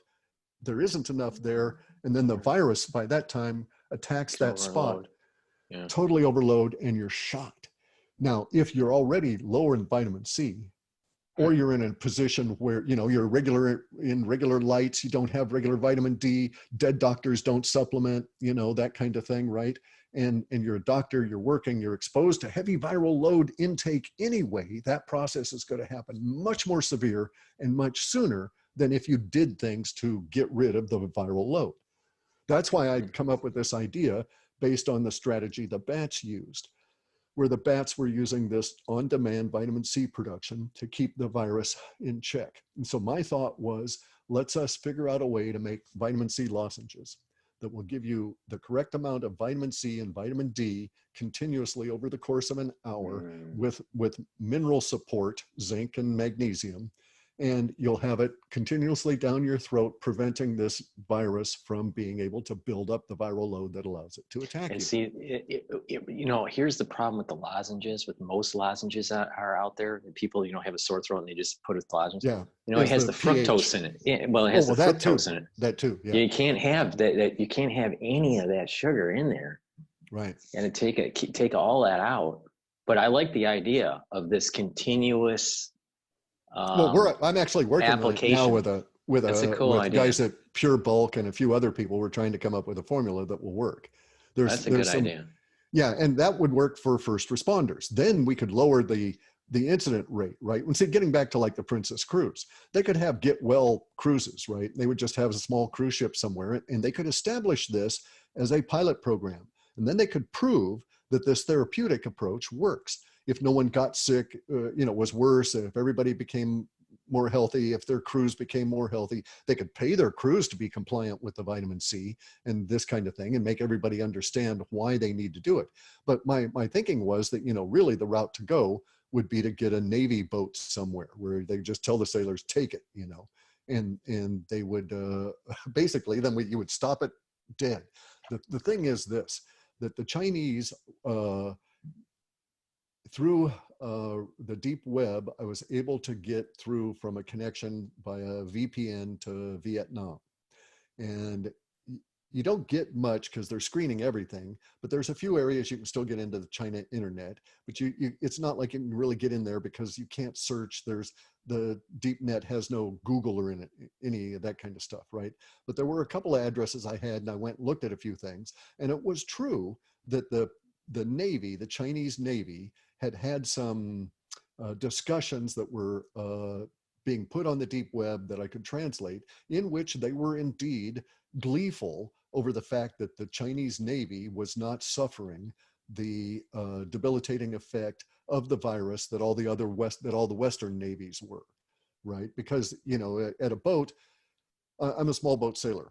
Anything you do on a boat, from getting up to pee to, the most complex cooking operation, is 35% more likely to result in an accident just because you're on a boat and it's moving around. And it's awful hard to maintain operational effectiveness on big boats. And once you lost a certain percentage of your crew, you're shot, because, you're running into seasickness and all these kind of things, and the boat's moving and all that kind of stuff anyway. So running a Navy is very, very difficult. And So on a small sailboat, how long have you been out on the seas? Like we used to go for like 1 week or a no, month? 15, 20 days. There was one Cool. one big trip we did across the North Atlantic. So from New York to Germany, in through past England and in through the North Sea. That was 42 days. It was a real beater too. I mean, we did it at the tail end of winter, got caught in a couple of low pressure systems, and these are in what we call 4-knot shit boxes. Okay, they just don't go very fast. They're single mono hulls. These days, all I would sail in is a cat or a trimaran, but in the old days. And so so I sailed all around, mainly in the time in the 50s and 60s when they were building the intercoastal waterway on the East Coast. We would sail out and watch them build the barrier islands, for instance, off South Carolina, when they were dropping all that material. So but as a small boat sailor, I recognized that the Navy would be the perfect test case for this. And that we have, and I'm certain that whereas I could not do it now, I'm quite certain that there are people that work in deep holes in the ground that would be quite happy to provide the Navy with copies of the stuff I saw from the deep web, because I'm sure they can get at it, whereas I can't, right? And the Navy would say, the Chinese are giving all their sailors 50 milligrams of vitamin C every day per kilogram of body weight, unless they're heavy, and then they give them 60. And other than having the runs the first week, there's no real problem with it, and everybody's healthy and they're operationally secure. And they don't have COVID outbreaks the way we do. How much water do you think they need to be drinking, though, to make sure that they're absorbing this? Because it's water soluble. I mean, how much water do you need to drink with this massive amount of vitamin C daily? It changes. Okay, so I take a lot of vitamin C. Okay, after I got through the cancer, so I had the cancer surgery in July. I have a really tough recovery. I'm riddled with infections. For the first couple of months, it's touch and go. And then in September, because bear in mind, I had, in the last 30 years, I've had 4 days off of my chores here, keeping everything running. And those 4 days were the 4 days of my cancer surgery and the 3 days recovery. As soon as I got back here, I had to start everything up again. So it was rough. Anyway, in September, I decided, okay, I got to do something. This isn't working. They assigned me to an oncologist, and I walk on in, and first off, I didn't have great faith in my surgeon. He was a good surgeon, but I wouldn't go to him for anything related to medicine because he's the Pillsbury Doughboy and he's going to die very young. He's probably 330 pounds, walking around, can't breathe Isn't right. it amazing that most doctors are unhealthy? And he's swigging down sodas all day. And the oncologist was no better. The oncologist's basic answer to me in the first 2 sessions I had with him, his fundamental response was, I don't know. When I would ask him something, he'd suggest doing a test. And I'd say, well, how's this test work? What's it going to tell me? And so on and so on. He'd say, I don't know. And so finally I just gave up with him. I fired him I got disgusted, fired him in late December, and had taken over the entirety of my care from that point on. But between September and December, I got deep into anti-cancer reading, okay, because I didn't ever want to get into cancer. It was nothing I wanted to explore because it's fraught with all of the issues of the Gerson therapy, all of the fakes and the frauds and the one hope fits everybody solutions and all of the bad understandings. But cancer at its core turned out to be relatively simple for me to overcome. So there's a particular test, a CAE test, which is this, or CEA test, this embryonic it's basically a test to see if you've got any cancer cells that are popping up in your blood. And you take this test, and 3 is the baseline.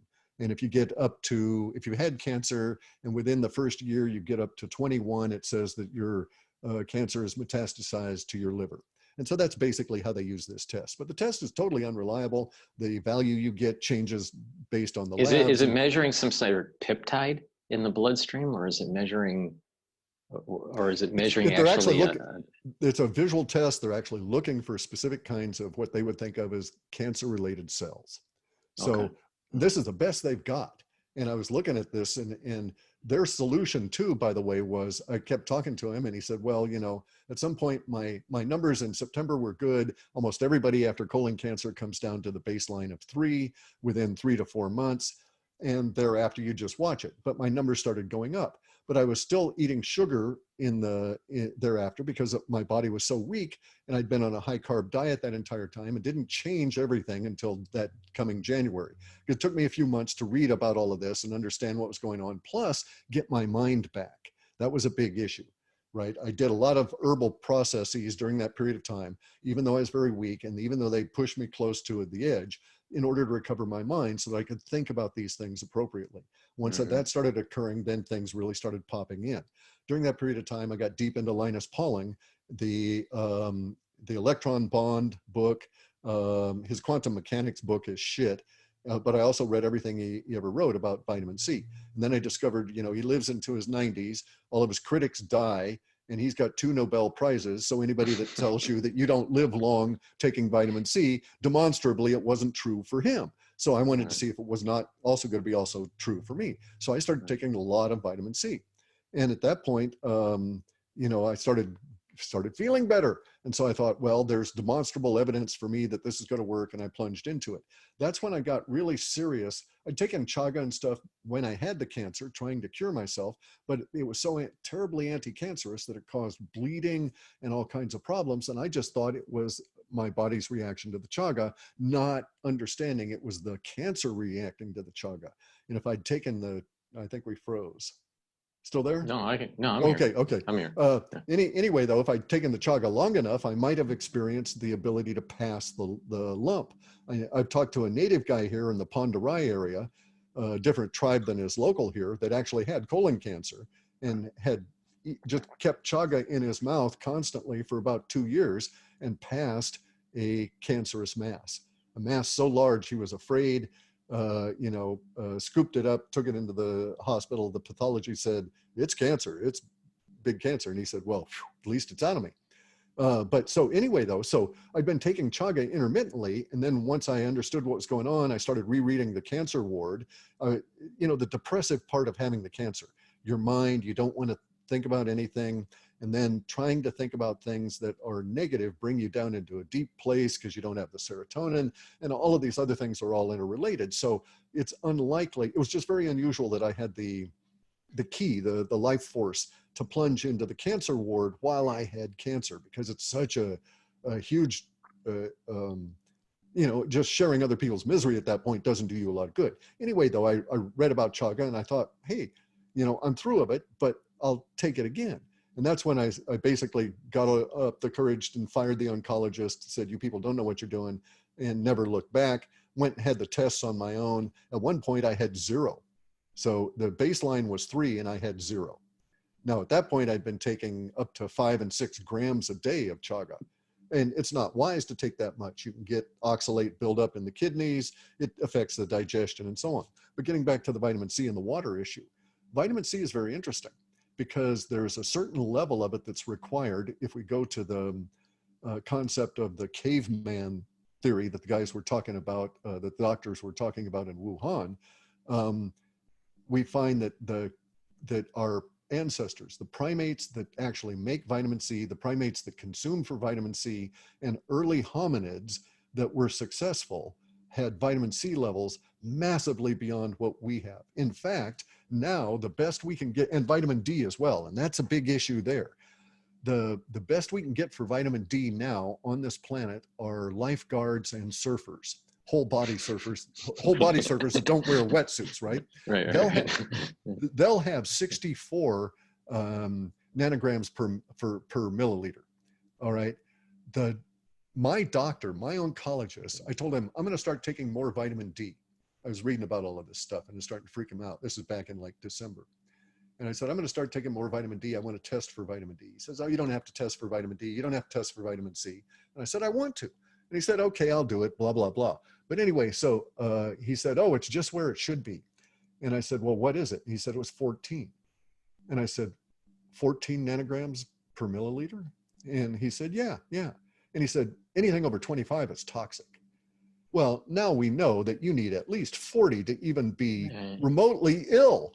See, here's the problem is that these doctors, they're not taught properly what the real levels of these, minerals and vitamins should be. I'm at 70 now. I'm at 70 now, and lifeguards are at 64. Primitive cavemen and hunter-gatherers that exist on this planet now are 120, walking around with 120 nanograms per milliliter of vitamin D, and they don't get cancer and stuff.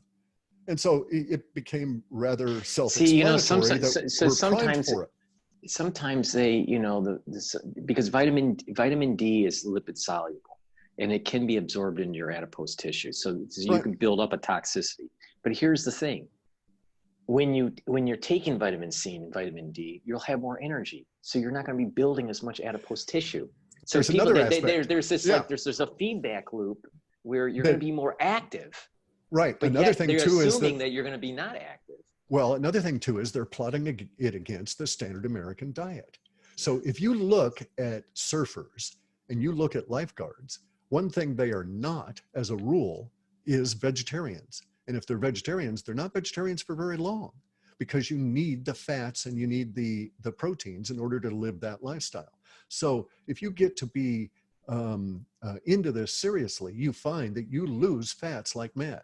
So I converted a year ago in March to a total ketonic, 100% no sugar, less than 50 grams of carbs a day diet, right? And I increased my vitamin C at that point. I'm now consistently taking at least 6 grams a day. I'm taking my chaga. I'm still taking vitamin D, even though I'm going out and getting the sun. And the amount of fat on me is like minimal, is way down. My BMI is way down. And the impact of that as a concern is trivial. I mean, relative to all of this, I would much rather risk the buildup of vitamin D in fat tissue as opposed to getting COVID even once, right? But anyway, back to the water issue. Here's what you discover when you take vitamin C. Initially, you need a lot of water. Initially, it creates a bowel intolerance issue. But you can think of it this way because it's very apropos. As you take vitamin C in, let's just think of it as being used up in your body and going deeper and deeper and deeper into the body, the longer you take it. And once if we think of it this way, once you've taken vitamin C and it's penetrated and all your tissues up in your larynx are, for instance, completely full of vitamin C, they pass it to the tissues below. and they keep passing it to the tissues below until your entire alimentary canal has been saturated with vitamin C. And at that point, you have a correct balance of vitamin C and water. And thereafter, there's no longer any water issues because the ratio is maintained all the way through you, and you don't need to suck up the water to support the extra vitamin C being added to those tissues, if you want to think of it that way, right? So there's a ratio, as you were saying, there's this feedback loop. So initially you drink a lot more water, but then you become more hydrated, you have more energy, your skin is softer, you're respirating better, you're perspiring better, the whole cycle works better. And so the water is ever so much more efficient in you, and you don't need that extra quantity to try and compensate for taking the extra vitamin C. So it's a very nice feedback loop. Plus, chaga is an immunomodulating substance, okay? It's an immunoregulator. You can see in all of the literature about it. If you go and look, chaga is the most studied medicinal mushroom on the planet, and it continues to be so. Thousands of studies being run at any given time on some extract from chaga. And one of the things that you'll repeatedly see in the conclusions is, blah, blah, blah, we don't know how it's doing it, but blah, blah, blah, we don't know that, but boy, it sure does do it. And, and so you keep looking, and they don't know how it's an immunoregulator, but it suppresses cytokine storms, suppresses them to the point that they don't exist if you have enough chaga in you. And that's what these guys that were communicating with me when they had the severe cases of the COVID were responding to, when I would say, because I wanted to see, I didn't know if it's correct, right? Because I didn't get it. So because I'm hardened against it, I was likely not to get it. So I would have no personal experience about what it would be like to repel it. And so I was trying to gain some linguistic understanding, some emotional understanding from these people as to what it felt like to go through this, to see if my prescription was being correct. And so they would tell me that, well, the elderberry worked great. They were able to cough up stuff, so the cough became more productive. The Usnea was fantastic in that regard, and the Usnea provided vitamin C. Usnea felt cool to them in the fever. It provided them a coolness that floated out through their lungs, and the expectoration part of it was just the relief. The one guy said he was not able to breathe in the bottom third of his lungs, and this was the guy in France whose girlfriend was debating trying to take whether or not to take him to the hospital. But there were people dying in their hospital at that point. She didn't want to take him there, right? Anyway, though, but he said that once he got the Usnea in him as an extract, he started coughing up, he said, within like 12 minutes or so. And then he said he thought he was going to die because of the violence of the cough and the stuff that came up. But he said it was like a blockage had been removed. And he was able to breathe in the lower third of his lungs thereafter.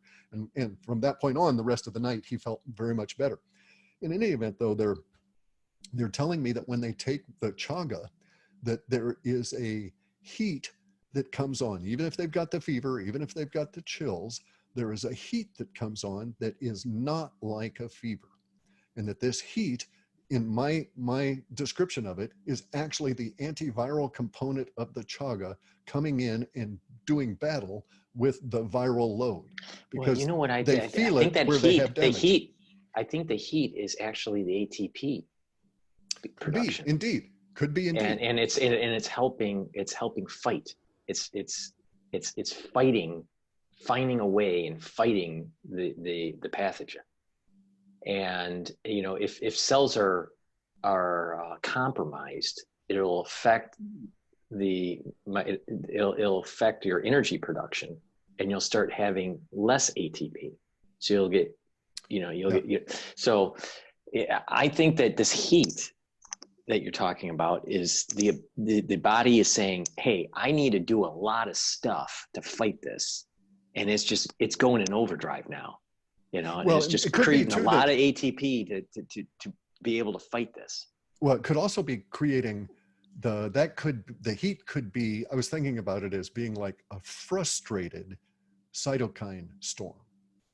Okay. So because they were telling me that the heat is not a whole body flush. The heat was specific to those areas, to weird areas of the body. So for instance, the one guy in the Netherlands was saying that it was in his liver.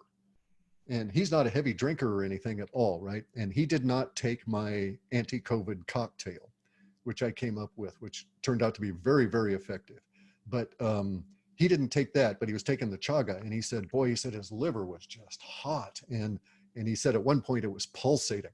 And that we now know that that a lot of the people with the multi-organ failure die because the liver becomes very suddenly scarred, and it's through a scurvy, a kind of fibrosis in the liver that's caused by this.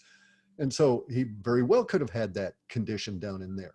And most of the other people are reporting that the heat's in the lungs, it's spotty in the lungs, it's in the back of the throat, can be up into the sinus areas, but it's not like a fever or those kind of responses. So I'm thinking that maybe it's an actual where the virus load is maximally being effective in the body, that for whatever reason, they are perceiving it that way. And the chaga is providing some kind of, like, let's say, master control of marshaling of resources. It's really interesting stuff. I mean, I've gotten deep into it. I mean, the immune system, I'm working on a master's thesis at Harvard. It's dealing with actually TAT protein from HIV-1 to lower pro-inflammatory cytokines and increase anti-inflammatory cytokines for peripheral nervous system disorders, autoimmune system disorders that cause peripheral nervous system problems. So what's interesting is that this whole cytokine storm thing, there is this very pro-inflammatory response, but people don't realize that we have cytokines that are actually anti-inflammatory that try to calm that down. So it would be really cool to actually look at serum levels with chaga mushroom and assay it and see if the anti-inflammatory cytokines actually go up while the pro-inflammatory cytokines go down. So well, I know that it's good against inflammation. I know that that's the case. Yeah.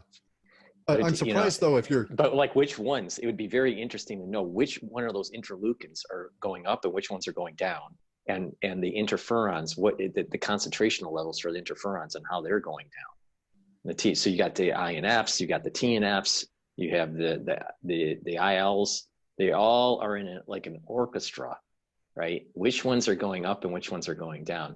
Now the ones that I'm looking at for the anti-inflammatory one for my paper are IL-4 and IL-10. But it'd be interesting to see if see. Yeah, is the IL-10, is that the one that's arthritis? Is that the one that's found? Yeah. No. If IL-10 goes up, you'll have less arthritis. If IL-10 goes down, yeah, it was associated. Yeah. Well, I know that, taking the chaga, I've had all kinds of persistent medical conditions pass away. So a lot of my old scars are healing up. And these are scars I've had 40 and 50 years. So very interesting, right? Now, there's other stuff that I've learned about the virus and the bioweapon and cancer. And they all sort of relate because cancer is a opportunistic situation frequently, especially for colon cancer, is not a cell in your body that decides to become cancerous and starts growing. Rather, we can think of cancer in the colon as being, or anywhere within the stomach, from the stomach on, as being very similar to a virus. Maybe this is why it was frequently cited as being caused by virus, in that you can have cancer cells that float around in the biome and then they attach to the body. And it is when they attach and become a polyp. So the polyps don't burst out and come out of they can come out of the wall of your intestine on their own from a particular spot. And that usually is indicative of low vitamins, low minerals, SAD diet, and the whole thing, high sugar, high carbs, and also bad biome adjustment. But the more common kind, and the kind I had, is actually a cancer cell, a cell that becomes detached and off on its own and loses its central command connection and goes off and starts replicating, that then attaches and works its way through and actually penetrates in through the intercellular membrane within the intestinal wall and forms a connection to a blood supply. And it's from that point that you can get metastasization, et cetera, right? But prior to that, you cannot. And it's the attachment to the blood supply stuff that led me to the Linus Pauling and all of these kind of things, because the single largest indicator of healthy intercellular material is your vitamin C level. And so the vitamin C level within the body is a big indicator as to whether or not you can get an attachment through through a cellular wall. And as all virus and most cancers are obligate intercellular vehicles of one type or the other, if they can't penetrate that cell wall, you're basically hardened against them. And this is part of the thing. Vitamin C does that, but chaga mushroom also does that. The mechanism that chaga uses is really interesting, okay? Because chaga is black. The blacker the chaga, the more eruptive the chaga itself. It grows like a conch or something on the side of a tree. It doesn't have a veil. It's not like a usual mushroom. It's called a polyphore, which many millions of spore-producing outlets in it. And it's a cancer of the birch tree. Birch forests are really interesting themselves. In World War I, the French and the British surgeons preferred to do field surgeries in birch forests because people simply didn't get infections or at the same level as anywhere else. So if you were in a birch forest, because there was so much material around you that was antibacterial, anti-amoeba, and antiviral, you did not get infections anywhere near the same rate. So field hospitals were set up in birch forests all over France. And anyway, chaga mushrooms have this component to them that is black, that's truly melanin. And that component is regulatory within the systems for hyaluronic acid, which is the second largest component of intercellular and cellular membrane health. And if you have, so you can look all around the planet, you see all these weird sociological things, like certain people, don't get certain kinds of infections ever. And you see populations in Guam that never, ever, ever, ever get certain kinds of gut infections. And why is this? They have a diet rich in purple vegetables that happen to have very high hyaluronic acid. And so they have very tough intercellular cement binding all their cells together, and the cell membranes are very tough as well.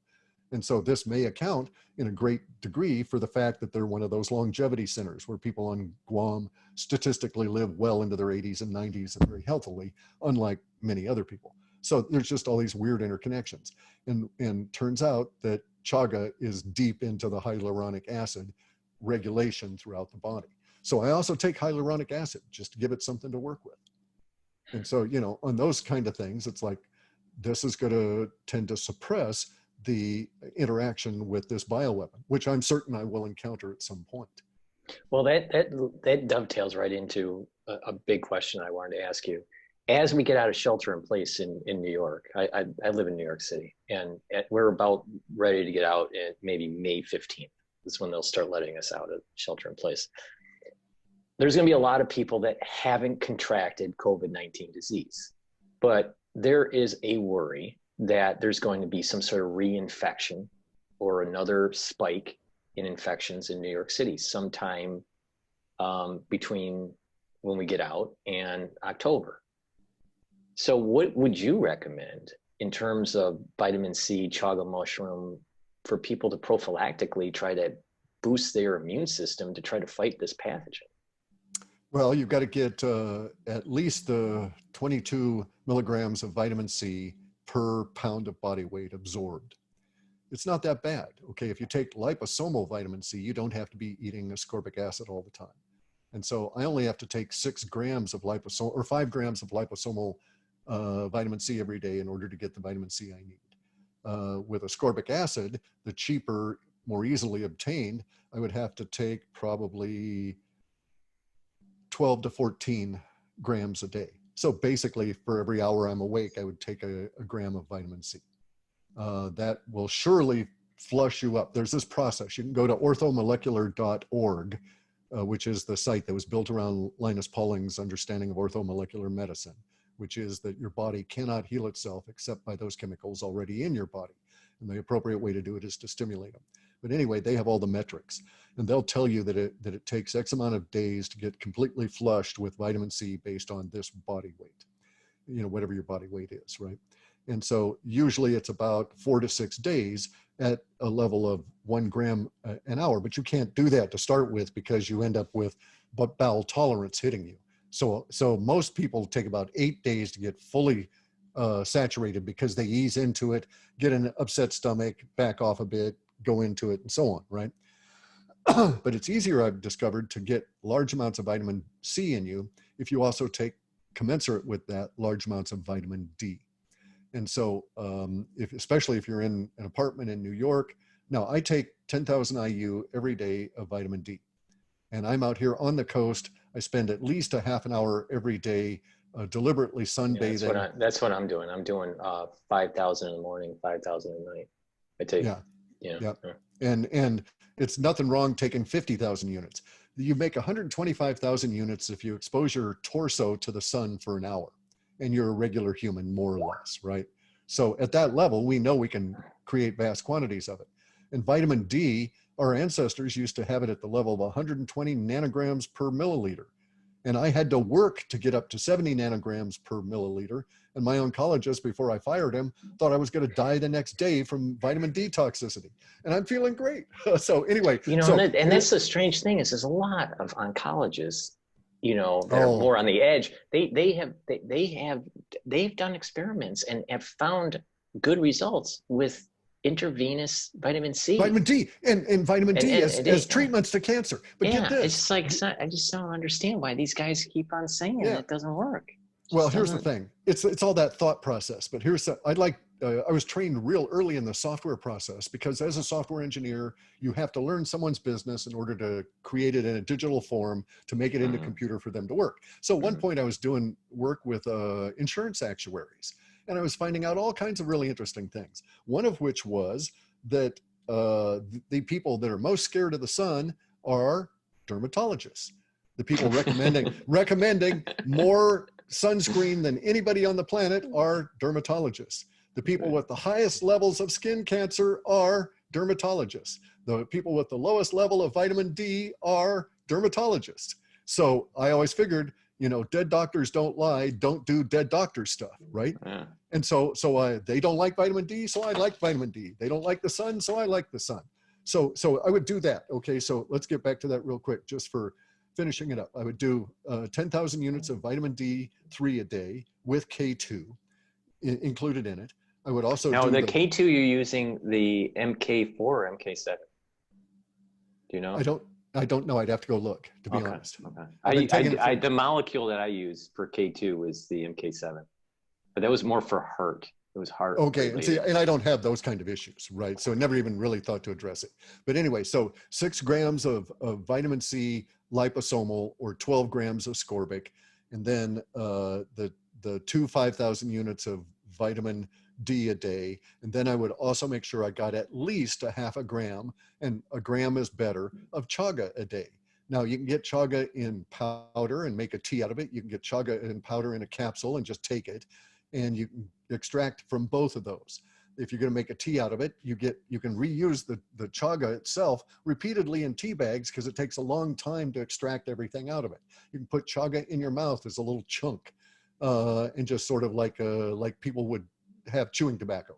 You can get chaga as a dual extract. Now that's the most powerful if you have the disease, but you have to be careful of it if you don't have the disease, because the dual extract has a small amount of alcohol in it, so you'd be giving yourself a little bit of alcohol with it. But so there's a water extract, the powder itself, or the alcohol water extract. If you have the disease, the alcohol water extract is really powerful for flushing it out of your system. And some of these kids, and I say kids, they're probably in their 30s or 40s, that get it and have been talking about their symptoms on Reddit. Once they tumble to the idea of taking vitamin C and chaga, they say, boy, within a day, symptoms they'd had for the last month are gone. That's or great. Starting to go away. And the chaga appears to be the key there. They need both the vitamin C and the chaga in order to make it happen rapidly. And those people that have the disease, they even had severe disease, or had up to the point of severe, up to the point of almost going to the hospital, only had it for like 3 days if they had chaga in their system along with a lot of vitamin C. I've seen a lot of people around me that I know of now that have had it, that have been in their 20s and 30s, and have had it for 14 to 20 days very active, and then maybe another week beyond that in saggy sort of recovery, and are still limping along with some symptoms. And I'm thinking that they've all been damaged and need to really start actively working to rebuild their bodies. And there are things you can do to recover from this. But, and then like I say, I'm also really worried that everybody can get it again. Right.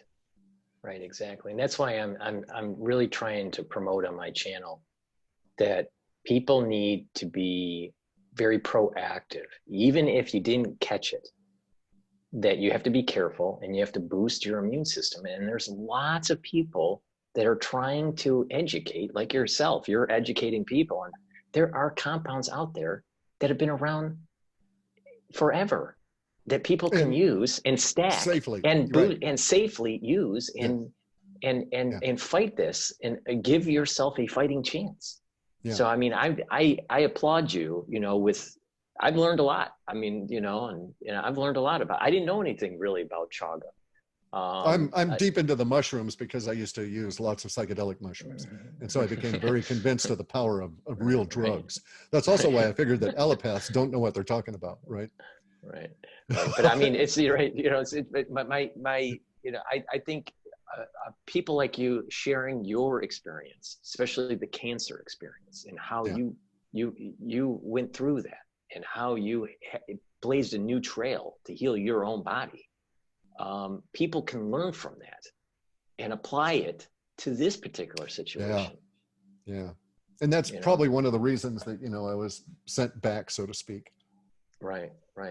So, it wasn't a good cancer surgery, and the surgeon was deft, but, you know, I still went through that crash. So I was due to die that day. Yeah, I mean, but you're here, and that's, you know, you're here, you know, you're here, and bitching and moaning about it too. And do you feel, would you say that you have more vitality now?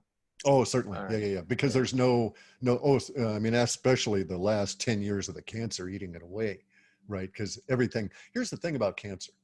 So cancer is entirely sugar based. Yeah. Most people don't recognize that. Right, all forms. But here's the thing.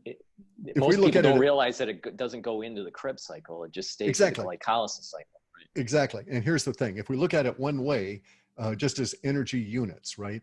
So if you've got a cancer in you, or if you don't have a cancer in you, and you take 2 grains of sugar, you're going to get 46 energy units out of those 2 grains of sugar. If you've got a cancer in you, the sugar still converts to 46 energy units, but your body only gets 2 out of those 46, and the cancer gets the 44. Right. And so that's what happens to you over time. As the cancer grows, more and more of your energy, and it keeps demanding more and more sugar just to get you up and moving. And so it's terrible. And it's multiplying. Yes, it's multiplying. Yeah. It's an exponential function. Yeah. So I have a lot more energy now. I'm 100% into the keto diet, carnivore diet, whatever you want to say. I just don't eat carbs. And actually, it's not true. I allow myself 4 dates a day for a total of 50 grams of carbs. And some days I don't have them, right? Some days, maybe a whole week will go and I won't have a carb. And then I might have a teaspoon of, or partial teaspoon of honey. And that's about it. But I have very much more energy. I'm waking up really damn early. I'm working solid until, that's probably good. 18 hours a day.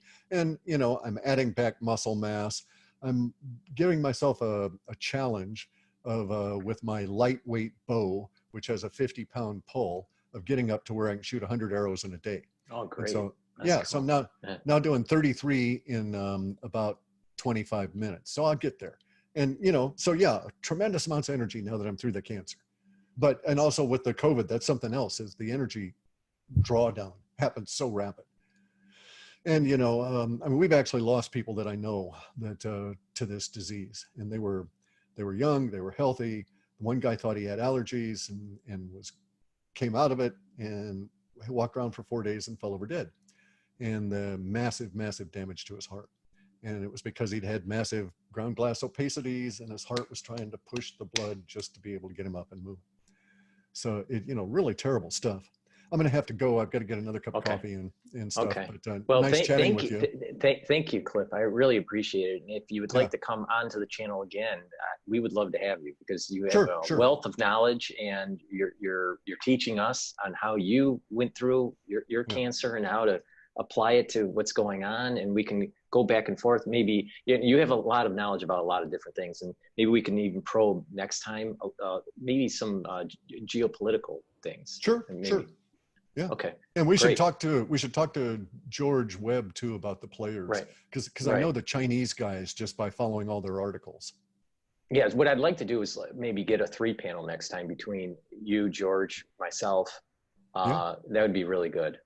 Yeah, So sure. we'll No plan worries. that. Let me stop the recording here Okay. before